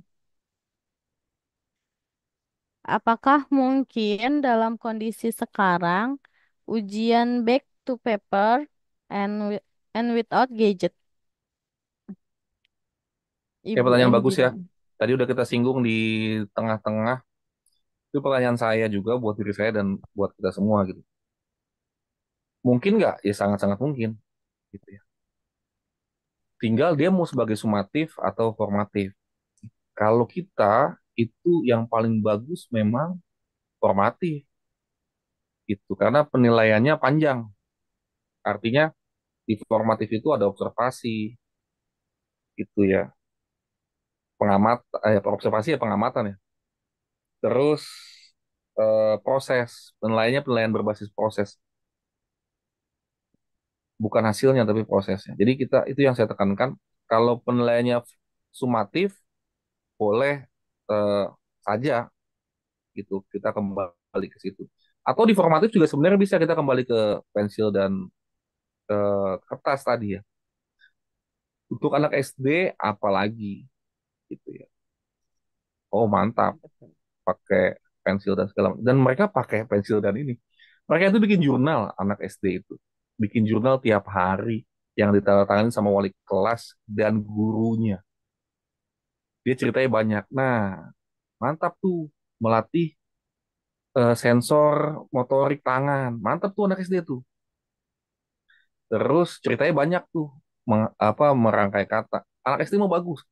Nah, tinggal anak SMP, anak SMA, anak SMP, SMA itu nggak ada jurnal, udah nggak ada jurnal, udah nggak kalau anak TK ada ngeronce ya tiap pagi, ada ngejurnalnya kalau anak TK itu ngegambar apa perasaannya, terus sama ngeronce, ngeronce itu kayak ya gitulah ya, masukin panik-panik lah gitu. Jadi tiap pagi terapinya itu mereka apapun masalahnya, ibunya ribut sama bapaknya, eh, apapun masalahnya anak TK itu kayaknya sabar, bukan kayaknya ya, sabar-sabar gurunya, terus kayak prosesnya transisi dari rumah ke sekolahnya tuh lancar gitu. Anak SD juga masih nulis. Nah, anak SMP SMA ini nggak ada tulisan, nggak ada jurnal gitu ya. Nah, bagaimana untuk kembali ke pensil dan paper, pensil dan paper ya, di formatif kalau menurut saya. Tinggal Bapak Ibu temukan eh, temukan momennya, momennya sih teman-teman. Dan teman-teman kita harus dialog. Jadi pembelajarannya apa ya, dialog ya. Saya lihat guru-guru yang suaranya lantang, terus datang ke tengah-tengah diskusi kelompok gitu ya. Setiap pertanyaan yang, mohon maaf, punten ini sebenarnya salah ya. Setiap pertanyaan yang kita anggap tanda kutip kurang pinter gitu pertanyaannya, pertanyaannya aneh, pertanyaan dasar gitu ya. Ya itu kita temenin mereka, kita dampingin. Oh ini tuh maksudnya ini. Terus pas ke kelompok lain pertanyaannya sama lagi. Kamu tadi nggak dengar gitu ya. Ya udah, emang emang menemani proses berpikir mereka. Tadi kan mereka nanya, Pak kayak gini bener nggak? Pak kayak gini bener nggak? Kadang mereka nanyanya bawa HP. Pak sumber yang ini bener apa enggak gitu. Ya saya jawab bener.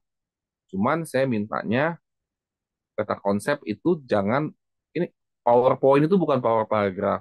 Terus peta konsep itu peta konsep, bukan peta paragraf juga. Jadi kamu harus paraphrasing kalau bahasa Inggris itu ya. Jadi kamu harus memotong-motong kalimat paragraf sehingga lebih pakai kayak bahasa kamu sendiri. Mungkin seperti itu teman-teman. Jadi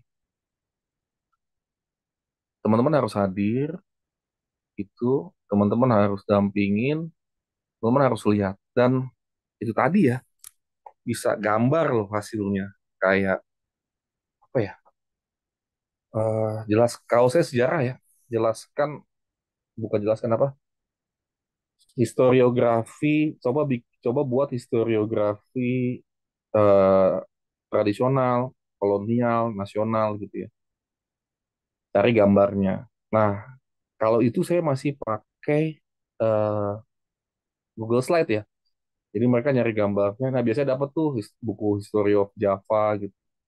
Nah, ketika masuk ke masa praksara, saya nggak pakai Google Slide lagi, tapi saya pakai gambar peninggalan-peninggalan Hindu dan Buddha. Mereka gambar gapura, mereka gambar candi dan stupa.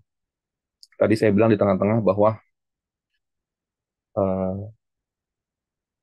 seperti itu nilai keterampilan yang saya dapatnya.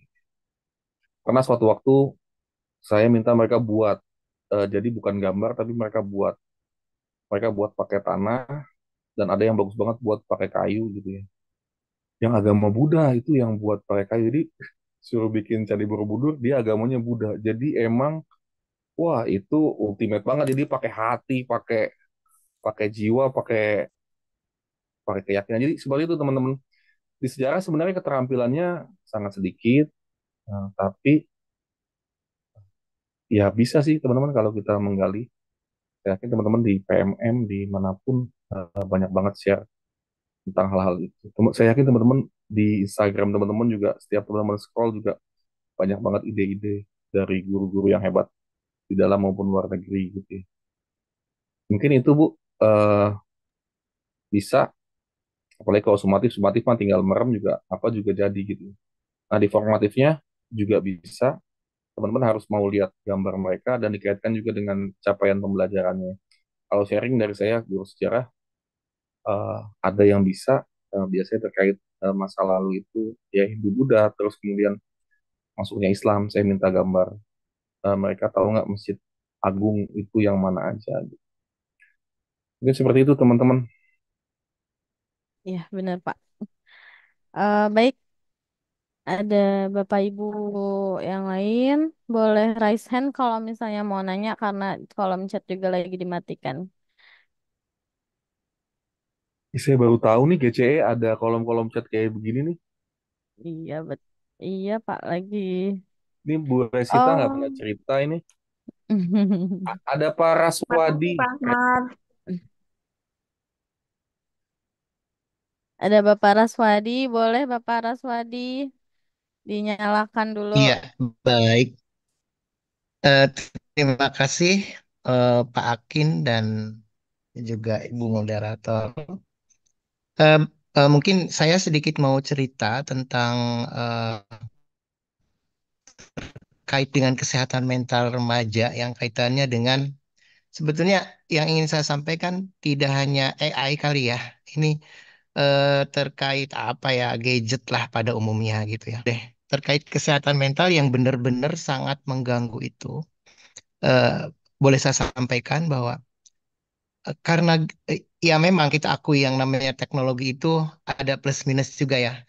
Banyak positifnya, tapi ada juga barangkali negatifnya. Nah, yang negatif ini pernah menimpa siswa saya di SMP Pakin, dia usia 14-an lah, remaja juga kayaknya. Nah, gara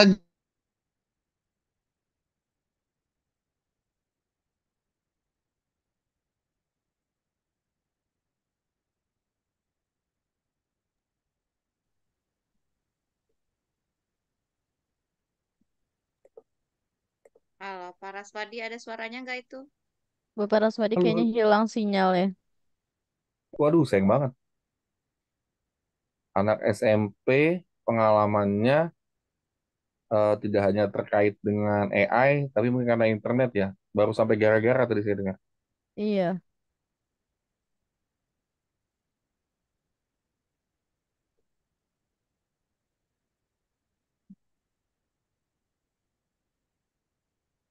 Oke, Bu Tia, Bu Moderator, saya belum sampaikan ini di slide, cuman saya share screen lagi boleh nggak? boleh Pak. Boleh Pak, Saya mangga. ngambil data dari UNICEF ya. Teman-teman biar teman-teman ya bukannya nakut-nakutin ya. Saya pernah ikut ini sama teman-teman BK soalnya. eh Kalau kita menganggap gini loh, kita punya kesombongan generasi. Saya tampilin aja deh, sambil ngomong, sambil saya tampil. Iya, boleh Pak ditampilkan saja.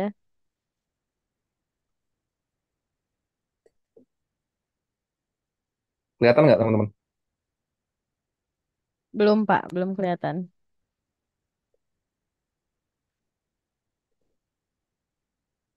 Sekarang Aduh, mohon gimana? maaf saya terlempar barusan. Udah. Saya terlempar Oh, Pak Bapak. Oh Akin. iya Pak, nggak apa-apa. Lanjut, lanjut Pak. Boleh saya lanjut nggak? Boleh, boleh dong. Oke ya, ya jadi eh, singkat cerita, jadi itu udah mentalnya udah kena banget itu. Saya juga nggak tahu tindak lanjut dari orang tuanya seperti apa. Intinya anak tersebut siswa SMP itu tidak mau sekolah gara-gara dia kecanduan eh, kalau kita Gadget. detail sih kecanduan apa itu namanya game online, game online itu. Nah, itu yang pertama. Kemudian itu ada dua siswa ya, laki-laki satu, perempuan satu. Yang satu kelas 8, yang satu kelas 9 kalau tidak salah. Itu sangat memprihatinkan, ini fakta ya. Itu yang pertama. Kemudian sementara eh, di sekolah kami para guru butuh juga itu yang namanya gadget untuk mencari informasi di proses pembelajaran, Pak Kin. Akhirnya kami mengambil mengambil langkah. eh, Kalau saya bilang sih gini, untuk proses silakan diizinkan, tapi ada prosedurnya gitu ya. Jadi mereka boleh bawa gadget, bawa ponsel ke sekolah. Sebelum jam digunakan itu dikumpulkan dulu di guru mapelnya gitu. Misalnya kalau di SMP IPA, IPS atau apalah gitu ya. Dikumpulkan di guru mapelnya, dia bertanggung jawab. Jadi si guru mapel itu punya keranjang khusus gitu loh. kayak kayak apa gitu, dari plastik, dikumpulkan di situ di meja dia. Ketika jam tiba baru digunakan. Nah, setelah selesai dikumpulkan lagi. Pernah saya ikut belajar di dalamnya. Ya, sebetulnya bagus sih si guru itu menggunakan gadget, tapi si siswa nggak diberi bebas sebebas-bebasnya untuk browsing atau googling atau apa itu. Karena si guru tersebut sudah menyiapkan linknya gitu. Jadi si siswa apa? Misalnya gini, kemarin tempo hari saya ikut di PPKN gitu ya. Si guru tersebut mengajarkan tentang norma. Nah, di kegiatan kelompok itu masing-masing diberi link yang berbeda. Misalnya kelompok A eh, norma sosial, yang B link terkait dengan norma masyarakat dan seterusnya, norma hukum dan seterusnya. Nah, itu saya kira efektif gitu. Dan alhamdulillah sih gue memberi kebebasan, silakan anak-anak cari tentang norma. Kenapa begitu? Teman saya menjawab bahwa kalau diberi kebebasan, waduh, mereka nanti bisa browsing yang lain-lain, bisa nonton YouTube, bisa apa dan sebagainya. Itu mungkin salah satu best practice yang bisa digunakan gitu, barangkali bisa menginspirasi teman-teman yang lain. Nah, jadi intinya begini Pak Akin, kami sebagai ya kita lah guru ya, sebagai guru agak kadang dilema ya, kita butuh tapi kita juga perlu waspada ya untuk mampu eh, ada rambu-rambu ya membatasi itu penggunaan ponsel. Jadi kalau saya ibaratkan mungkin ponsel itu ibarat apa ya, bumbu atau penyedap rasa. Kita butuh tapi kalau berlebihan jelek juga gitu Pak Akin, seperti itu. Sampai detik ini saya belum menemukan, mungkin Pak Akin punya trik yang jitu lah katakanlah, agar kita tetap ikut teknologi, tapi kita juga mampu mengantisipasi gitu, mampu mencegah hal-hal yang tidak diinginkan gitu. Apalagi sampai si siswa itu drop out dan sebagainya, baik di SMP maupun di SMA. Itu jadi barangkali Pak Akin atau teman-teman Bapak Ibu yang lain punya trik yang apa ya, oke, yang keren banget, biar kita juga tetap ngikuti era informasi ini, tapi kesehatan mental para siswa kita remaja tetap terjaga gitu loh Pak Akin. Itu saja mungkin. Terima kasih. Makasih, aduh senang banget ini saya nih belajar-belajar eh best practice seperti ini. Terima kasih ini sejalan, terima kasih banyak Pak Raswadi. Ini sejalan dengan apa yang kita dari pertengahan tadi sudah bahas. Em, Kalau saya tadi nyontohinnya kasih keranjang di piket atau di wali kelas gitu ya. Bisa juga guru mapelnya tadi di sekolah Pak Raswadi itu punya keranjang sendiri, betul. Jadi yang sudah hampir, aduh saya nggak enak ngomong 100% ya. Yang sudah hampir pasti kejadian itu ketika bawa HP, data selulernya nyala, mereka nggak mungkin cuman buka pelajaran, pasti buka yang lain gitu. Kalau di tempat-tempat yang saya tahu, cowok itu buka itu otomatis itu, otomatis dia buka gamenya dan ada temen kan, yuk mabar, oh itu asik banget Pak. Jadi kalau generasi kita tuh PS gitu ya, di pos ronda gitu, di pos satpam gitu ya. Kalau mereka ya mabar Pak, ada handphone, terus ada saluran internet, sambungan internet. Ya jadi itu mereka. Karena mereka nggak mungkin nonton TikTok bareng, nggak mungkin. Terus mereka nonton Netflix bareng juga juga kayaknya nggak mungkin kalau di sekolah. Jadi vibes itu apa ya? Gelombangnya, suasananya itu memang cocoknya buat mabar kalau buat cowok-cowok itu ya. Tapi tadi kalau Bapak bilang ada cewek juga, mungkin secara eh, personal perlu dicari tahu juga penyebabnya kenapa. Oke, tipsnya apa? Tadi kalau SMP Pak, sepengalaman saya karena anak saya SMP ya, sekolah anak saya itu melakukan seperti itu. Jadi tidak boleh bawa HP. Dan Bapak tahu saya harus spill sedikit juga Pak, anak saya juga pernah ketangkap juga razia. Sebenarnya yang diincar itu razianya bukan HP, tapi apalah gitu ya, saya nggak bisa nyebutin ya. Ya, misalnya alat make up gitu. Tapi ternyata di tasnya anak saya ada HP, dan ketika dicek ke guru mata pelajarannya, tidak ada mata pelajaran yang mewajibkan membawa HP pada hari itu. Akhirnya apa? Akhirnya saya dipanggil, Pak. Bayangin, saya di segitiga restitusi sama guru BK dan wali kelas anak saya gitu. Jadi luar biasa. Dan saya senang sekali dipanggil. Saya senang, Pak. Mau anak saya seperti apa? Ya ini saya ngomong bukan sebagai guru lagi nih, Pak. Saya ngomong sebagai orang tua. Saya senang sekali dipanggil, kenalan, silaturahmi, dan tahu kondisi anak saya. Ya sudah, akhirnya dia pulang. Pas saya pulang, langsung pulang. Bah, bentar bah, handphone AA habis diambil. Ini Pugu udah diambil sama saya gitu kan. Jadi ya saya kena, Pak, anak saya juga kena gitu. Dan saya bersyukur sekolah sekolah anak saya seperti itu. Jadi sampai hari ini saben hari, Pak, saben hari sebenarnya anaknya lebih prefer nggak bawa HP. Cuma kan anak saya ini ekskul, Pak. Kadang-kadang ekskul basket itu seminggu bisa 4 kali ya. Jadi ketika saya agak mengkhawatirkan nggak bisa antar jemput, biasanya 2 minggu sekali, kadang-kadang ada yang dia naik Maxim gitu. Nah, biasanya dia naik Maxim itu kalau pas lagi bawa HP aja. Jadi saya masih ngasih peluang untuk HP-an kalau gurunya nyuruh bawa, dan kalau dia lagi bawa HP mungkin bisa Maxim. Tapi selebihnya, Pak, anak saya udah setinggi saya gitu ya, 179 cm, ya itu saya boncengin aja, Pak. Berangkat sekolah sama saya, pulang sekolah sama saya, berangkat ekskul sama saya, memotoran gitu ya, tinggi-tinggi naik Vario gitu ya. Pulang ekskul sama saya. Jadi saya menikmati sih seperti itu. Dan saya sepakat, Pak, ada sekolah-sekolah dan harusnya sekolah-sekolah untuk anak SMP, kalau saran saya berdasarkan pengalaman Bapak dan pengalaman saya, baiknya tidak setiap hari bawa HP. Kalaupun bawa HP, betul dititipkan di keranjang. Karena anak-anak nggak mungkin cuma belajar saja, pasti dia buka yang lain.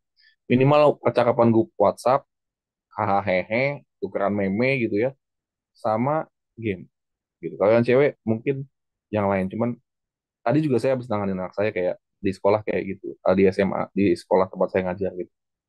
Jadi game, Pak, sampai SMA itu game. Nah kalau anak SMA, saya buat saya mereka bawa tiap hari juga nggak apa-apa, tinggal waktunya yang mereka harus dimonitor untuk tidak membuka untuk yang enggak gitu ya.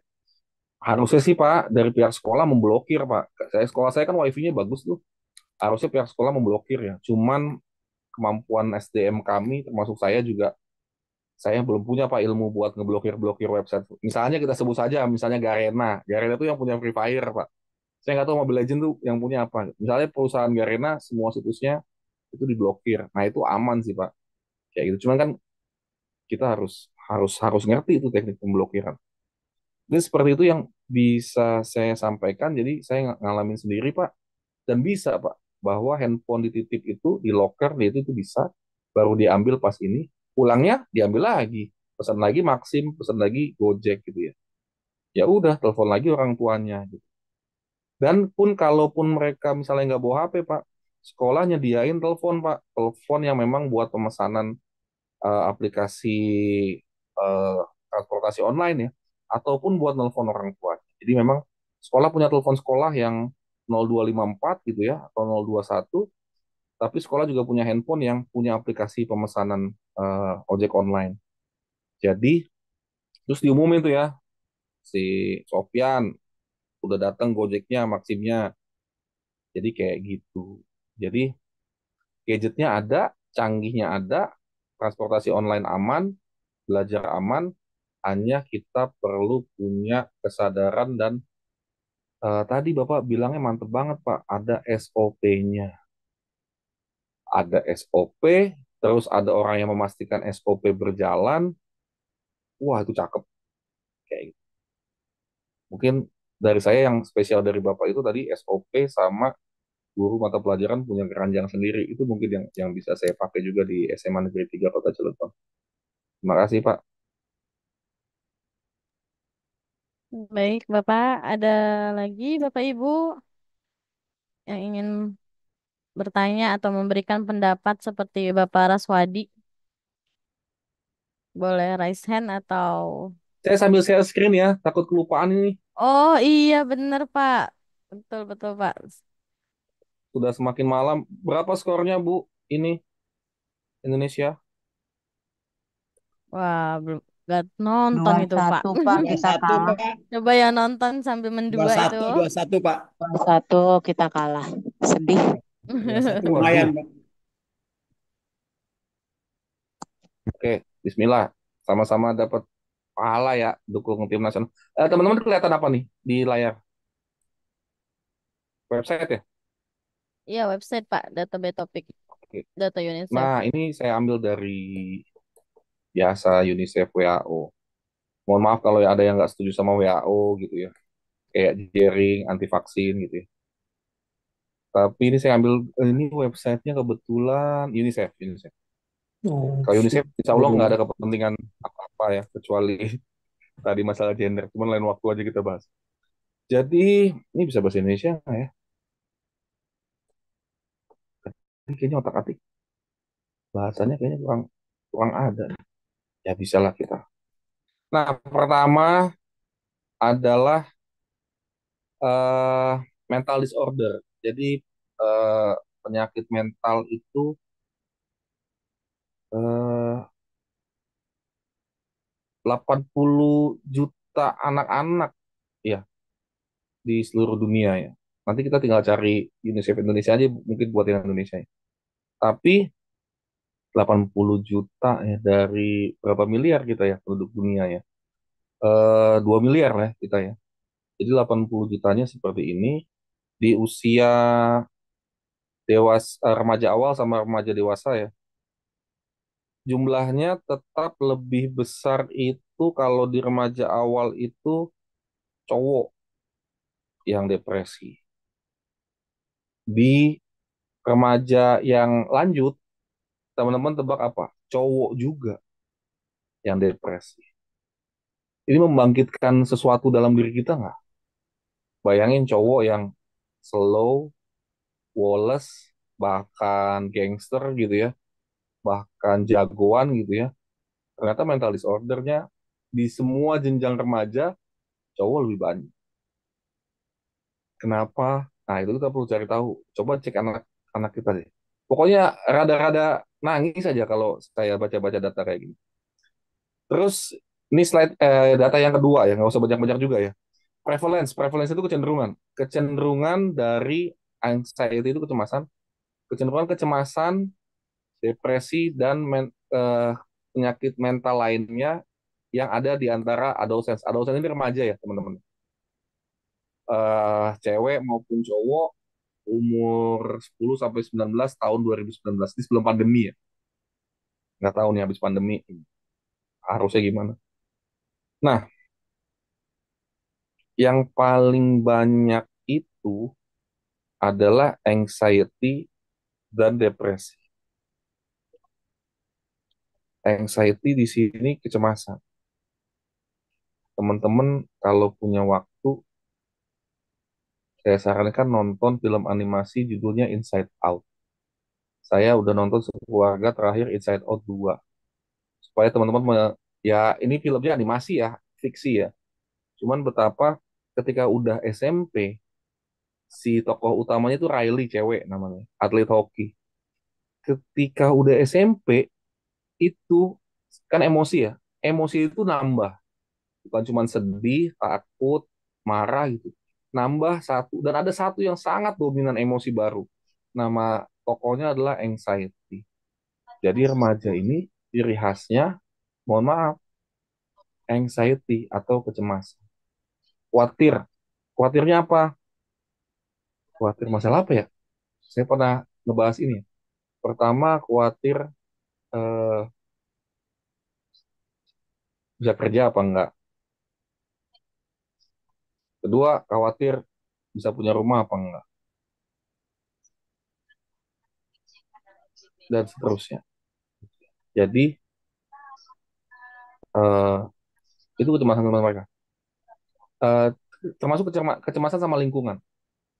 Nanti bumi yang saya warisi itu sustain apa livable apa enggak? bisa ditinggali apa enggak. Conduct disorder itu conduct artinya apa ya? Ada yang tahu nggak? Sambil kasih tahu ya nanti kalau ada yang tahu ya. Terus attention deficit hyperactive, ini kita tahu ya, pencari pencari perhatian. Ada kecenderungan yang kuning itu kognitif ya, dan sisanya yang lainnya. Jadi memang si anxiety ini 2 kali lipat dari conduct disorder. Eh, jadi dominan. Mari kita lihat lagi anak-anak kita, cemas sama masa depan, cemas sama pekerjaan, cemas sama lingkungan. Nah, itu apa yang bisa kita lakukan, teman-teman? Karena kita nggak punya planet B, teman-teman. Nggak ada planet B, planet C. Kita cuma punya satu planet ini, planet bumi, yang yang kita di sini-sini aja gitu ya. Elon Musk bikin tour ke Mars gitu ya. Buat saya agak-agak buang-buang waktu ya, buang-buang uang. Kenapa kita nggak fokus buat bikin mobil listrik seluruh dunia gitu ya, dan yang lain. Ini dia nih, ultimate. 10 penyebab kematian remaja laki-laki dan perempuan. Yang mana nih? Cewek sebelah kanan, cowok sebelah kiri. Nah, bunuh diri. Kita lihat bunuh diri. Di cowok, bunuh diri itu nomor 4. Yang paling banyak itu cowok meninggalnya remaja karena apa? Kecelakaan jalanan, iya wajar ya. Terus berantem interpersonal ya, perkelahian. Terus sama TBC. Gitu ya. Nomor 4-nya adalah bunuh diri. Coba kita lihat cewek. Cewek nomor 1-nya malah TBC. Nomor 2-nya kondisi melahirkan. Ini maksudnya mungkin apa ya, keguguran atau melahirkan usia muda ya gitu ya. Ketiganya baru suicide, bunuh diri. Keempatnya baru dia sama tuh suicide sama kecelakaan.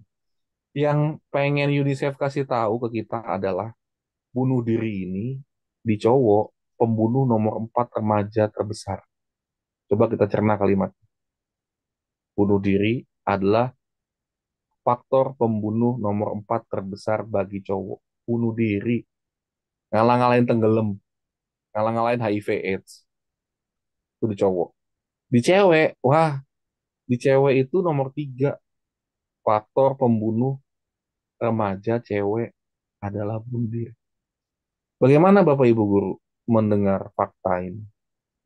Bagaimana orang tua atau kakak yang masih punya adik remaja mendengar data ini? Ini mainnya main data. Jadi di seluruh dunia, sama seperti berita yang kita dengar akhir-akhir ini, 2 tahun terakhir ini banyak anak muda, ya bisa jadi online utang, jadi putus cinta gitu ya. Bisa jadi juga yang kesel sama apa ya waktu itu ya, kesel sama orang tuanya, terus kemudian terakhir itu apa ya, terakhir itu ya bunuh diri karena macam-macam lah gitu ya. Jadi luar biasa gitu. Sehingga putus asa itu nggak ada obatnya. Bayangin putus asa yang nggak ada obatnya. Sesempit apa dunianya, teman-teman. Sampai dia memutuskan itu. Padahal masih banyak acara lawak di TV. Padahal masih banyak kakaknya. Padahal temennya masih banyak ngajakin main bola. Tapi kenapa dunia sempit buat dia? Kenapa dunia kosong buat dia sehingga dia milih untuk hidup ini nggak layak lagi untuk diperjuangkan? Toh matahari tetap bersinar tanpa saya besok. Toh bunga tetap bermekaran tanpa saya. Yang mereka nggak tahu teman-teman adalah hidup nggak akan sama buat keluarga yang ditinggal bunuh diri. Ibunya nggak akan bisa ketawa lagi. Adik dan kakaknya akan kehilangan. Itu yang anak-anak yang mengambil pilihan untuk bunuh diri tidak ketahui. Bukan masalah bunga bermekaran dan matahari dan bulan, tapi kehidupan satu keluarga rusak selamanya ketika mereka bunuh diri. Nah, mungkin itu saja yang pengen saya sampaikan, teman-teman, kesehatan mental ini. Dan di hasil akhirnya kita berbicara pada adanya kecenderungan yang berbahaya buat masa depan keluarga kita masing-masing atau keluarga anak-anak murid kita, yaitu ada kecenderungan seperti ini. TBC iya diobatin, alhamdulillah gratis dari pemerintah, ketertiban jalan ditangani, tawuran ditangani, sama polisi sama kita juga. Cuman bunuh diri coba nanganinnya gimana? Dia dapat gelapnya di mana? Gelapnya berapa lama? Putus asanya berapa lama? Terus mudah-mudahan jangan ada andil kita. Jangan ada andil kita tuh maksudnya ya banting-banting apa gitu di kelas gitu sama anak-anak itu. Mereka nggak salah, terus kita salahin, terus kita nggak minta maaf. Padahal yang salah temennya, kita salah marah sama orang itu. Kita terlalu gengsi, kita terlalu sombong buat minta maaf sama teman-teman semuanya. Anak-anak kita bisa kabur dari rumah kapan aja, anak-anak kandung kita. Terus anak-anak didik kita juga sama, SMP, SMA. Bisa kabur kapan aja dari rumah. Gitu ya. Dan ketika mereka kabur, mereka datang kemana, dan seterusnya, dan seterusnya, dan seterusnya. Nah, kita sebagai guru, teman-teman, eh, ya, hayu gitu, ciptakan pembelajaran yang menyenangkan, kembali lagi ke kurikulum 2013 atau Pak Ikam Gemrot, gitu, teorinya. Nyatanya apa? Nyata-nyata kita peduli sama mereka. Gitu. Datang, kalau saya mah udah tanya ke ustadz saya, Ustadz kalau anak SMA salim sama saya, itu saya nganggapnya sebagai anak didik itu dosa apa enggak gitu. Di area usaha saya mah ya nggak apa-apa. Ya itu salimnya mereka, nanyain kabar mereka dengan ya itulah sapa-sapa itu ya. Bisa jadi senyum kita ngebantu mereka ngelewatin hari. Bisa jadi sapaan kita, bercandaan kita lumayan buat ngerdain apa yang berkecamuk di kepala mereka. Buat saya itu aja. Mungkin saya kembalikan langsung ke Ibu Tia, moderator. Terima kasih teman-teman untuk malam ini. Terima kasih Bapak, terima kasih atas diskusinya malam ini. Kemudian yang ditunggu-tunggu ya Bapak Ibu ya, absensi, presensi. Nah, presensi sudah diberikan di kolom chat. Dan untuk tokennya hari ini akan saya share ya Bapak Ibu.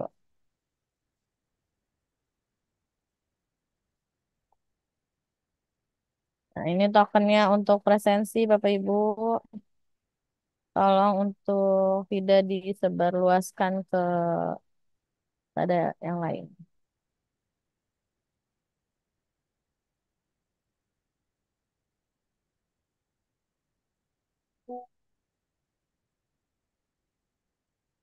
Sudah semua Bapak Ibu tokennya?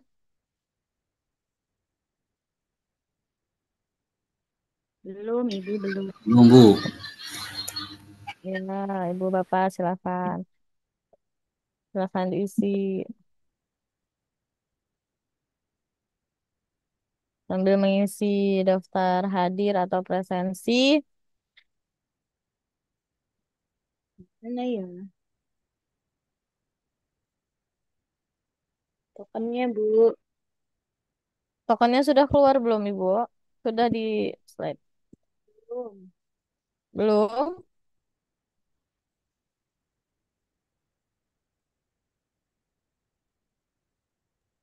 Sudah, tadi sudah ada di layar, Bu. Boleh Oh, di-share tadi lagi. sudah ada ya? Hmm.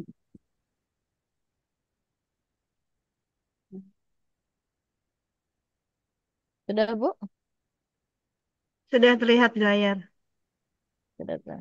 Silakan Bapak Ibu, itu tokennya terlihat di layar. Sekarang kita mengingatkan, token tersebut tidak ada di minimarket manapun. Bisa aja Sudah Bu bisa Ati. dibeli di mana-mana ya Bu? Betul, iya Bu Nunung. Hanya ada di layar persegi. Hanya ada di hatimu. Wah, berat nih, berat nih.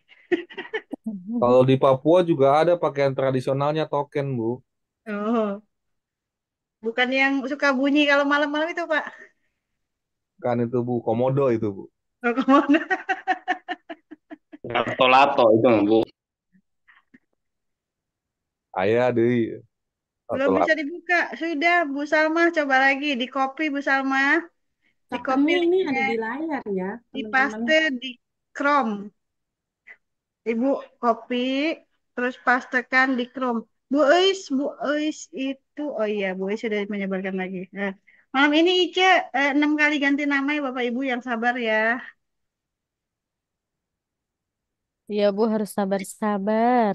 Ya, Teman-teman, tokennya ditayangkan di layar ya. Silakan dilihat. Orang Silakan. sabar pasti kesel pokoknya.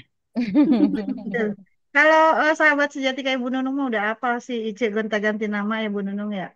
Nggak apa-apa, kasih kesenangan sama dia, pahala. Ya, Bu Ani Andriani tadi link sudah di-share oleh Ceresita. Untuk teman-teman yang di YouTube, silakan. Ini tokennya yang di YouTube ya. Sudah saya share juga daftar hadirnya. Silakan untuk yang di YouTube tokennya. Halo Alhamdulillah. teman-teman di YouTube semua. Ya, betul sekali. Ada Jadi teman-teman dari UNJ, halo teman-teman dari SMA, Absen. teman-teman aksi. Absen. Buat teman-teman guru sejarah, hari Jumat di Aksi Banten juga ada webinar lagi. Insya Allah saya ngomongin pembelajaran sejarah. Sampai ketemu hari Jumat buat teman-teman guru sejarah.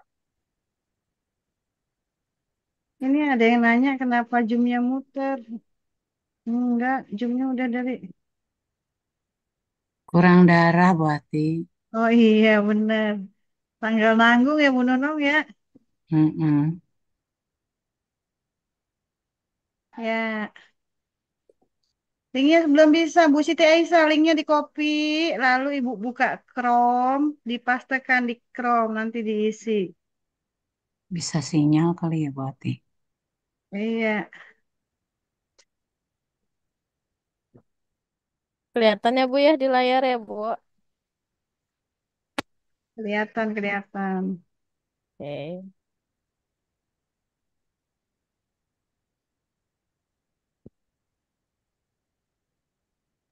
Kan takut khawatir Tokennya salah nggak terlihat, tulisannya. Ibu. Terlihat di layar itu. Tulisannya itu persegi, P-nya besar. Yang kedua itu angka 3, kemudian I-nya jadi angka 1, kemudian angka 101 Bu ya seperti biasa, pakai angka.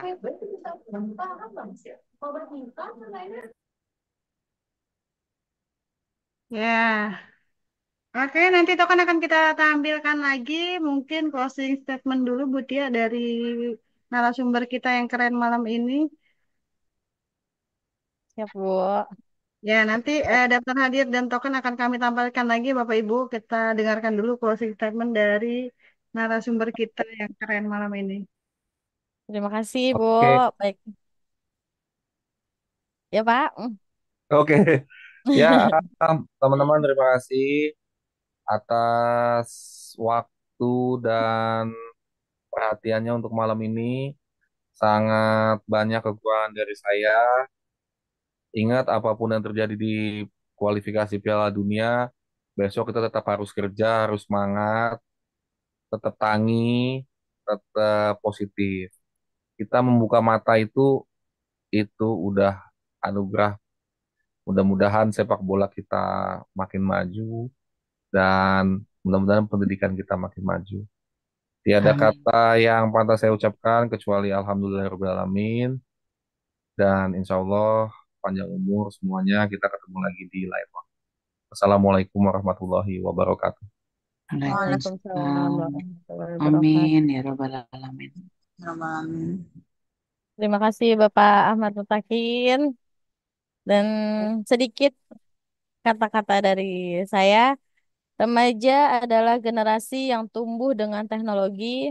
AI bisa menjadi alat yang sangat bermanfaat bagi mereka, tapi juga bisa menjadi ancaman jika tidak digunakan dengan bijak.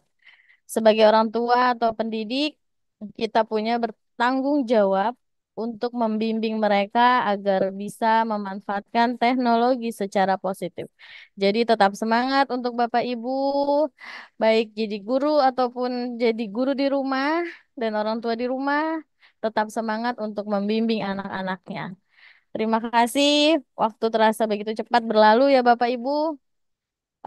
Sebelum kita akhiri webinar ini, mari kita ucapkan terima kasih yang sebesar-besarnya kepada para narasumber kita yang hebat hari ini. Terima kasih Bapak telah memberikan kita untuk melek ya Bapak, untuk melek menjadi orang tua atau guru yang sadar dengan AI pada anak-anak remaja.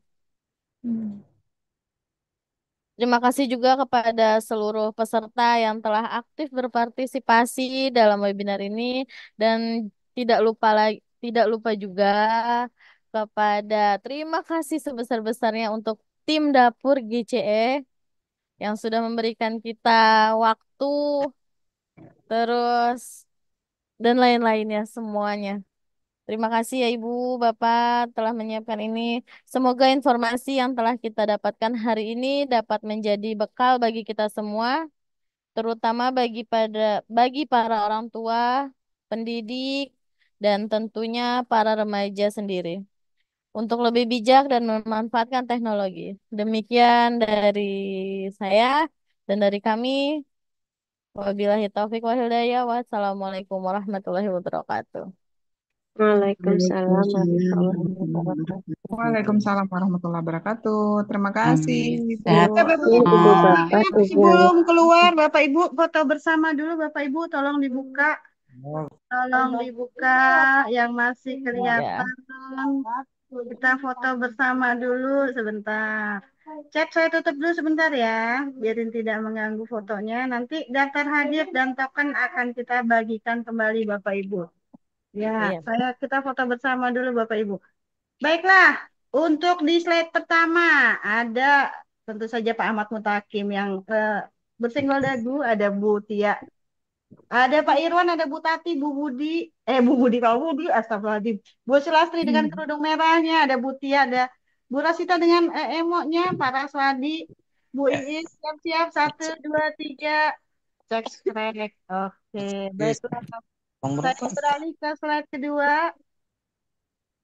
Foto yang masih terbuka slide-nya Bapak Ibu. Alhamdulillah slide 2 masih terbuka semua.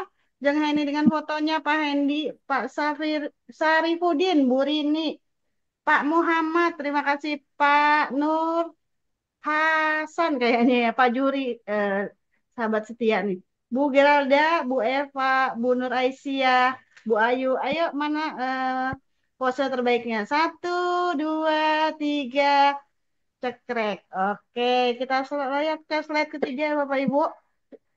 Slide ketiga mudah-mudahan masih banyak yang terbuka. Alhamdulillah slide ketiga ada Bu Imas, Pak Saproni, ada Pak Hisbi, Bu Darsini, ada Bu Isa, Bu Imas. Oh, Bu Imas tadi ya, Bu Isa. Iya, Bu Andi. Wah, emonya bagus-bagus banget ini. Bu Darsini yang sedang jalan-jalan. Ya, 1, 2, 3. Oke, terima kasih Bapak Ibu. Slide yang terbuka hanya sampai slide 3. Silakan saya kembalikan ke sambil saya menutup streaming ya Bapak Ibu. Silakan Bu Tia. Ya Ibu, ini di share lagi ya Bu, tokennya. Ya, ya, silakan.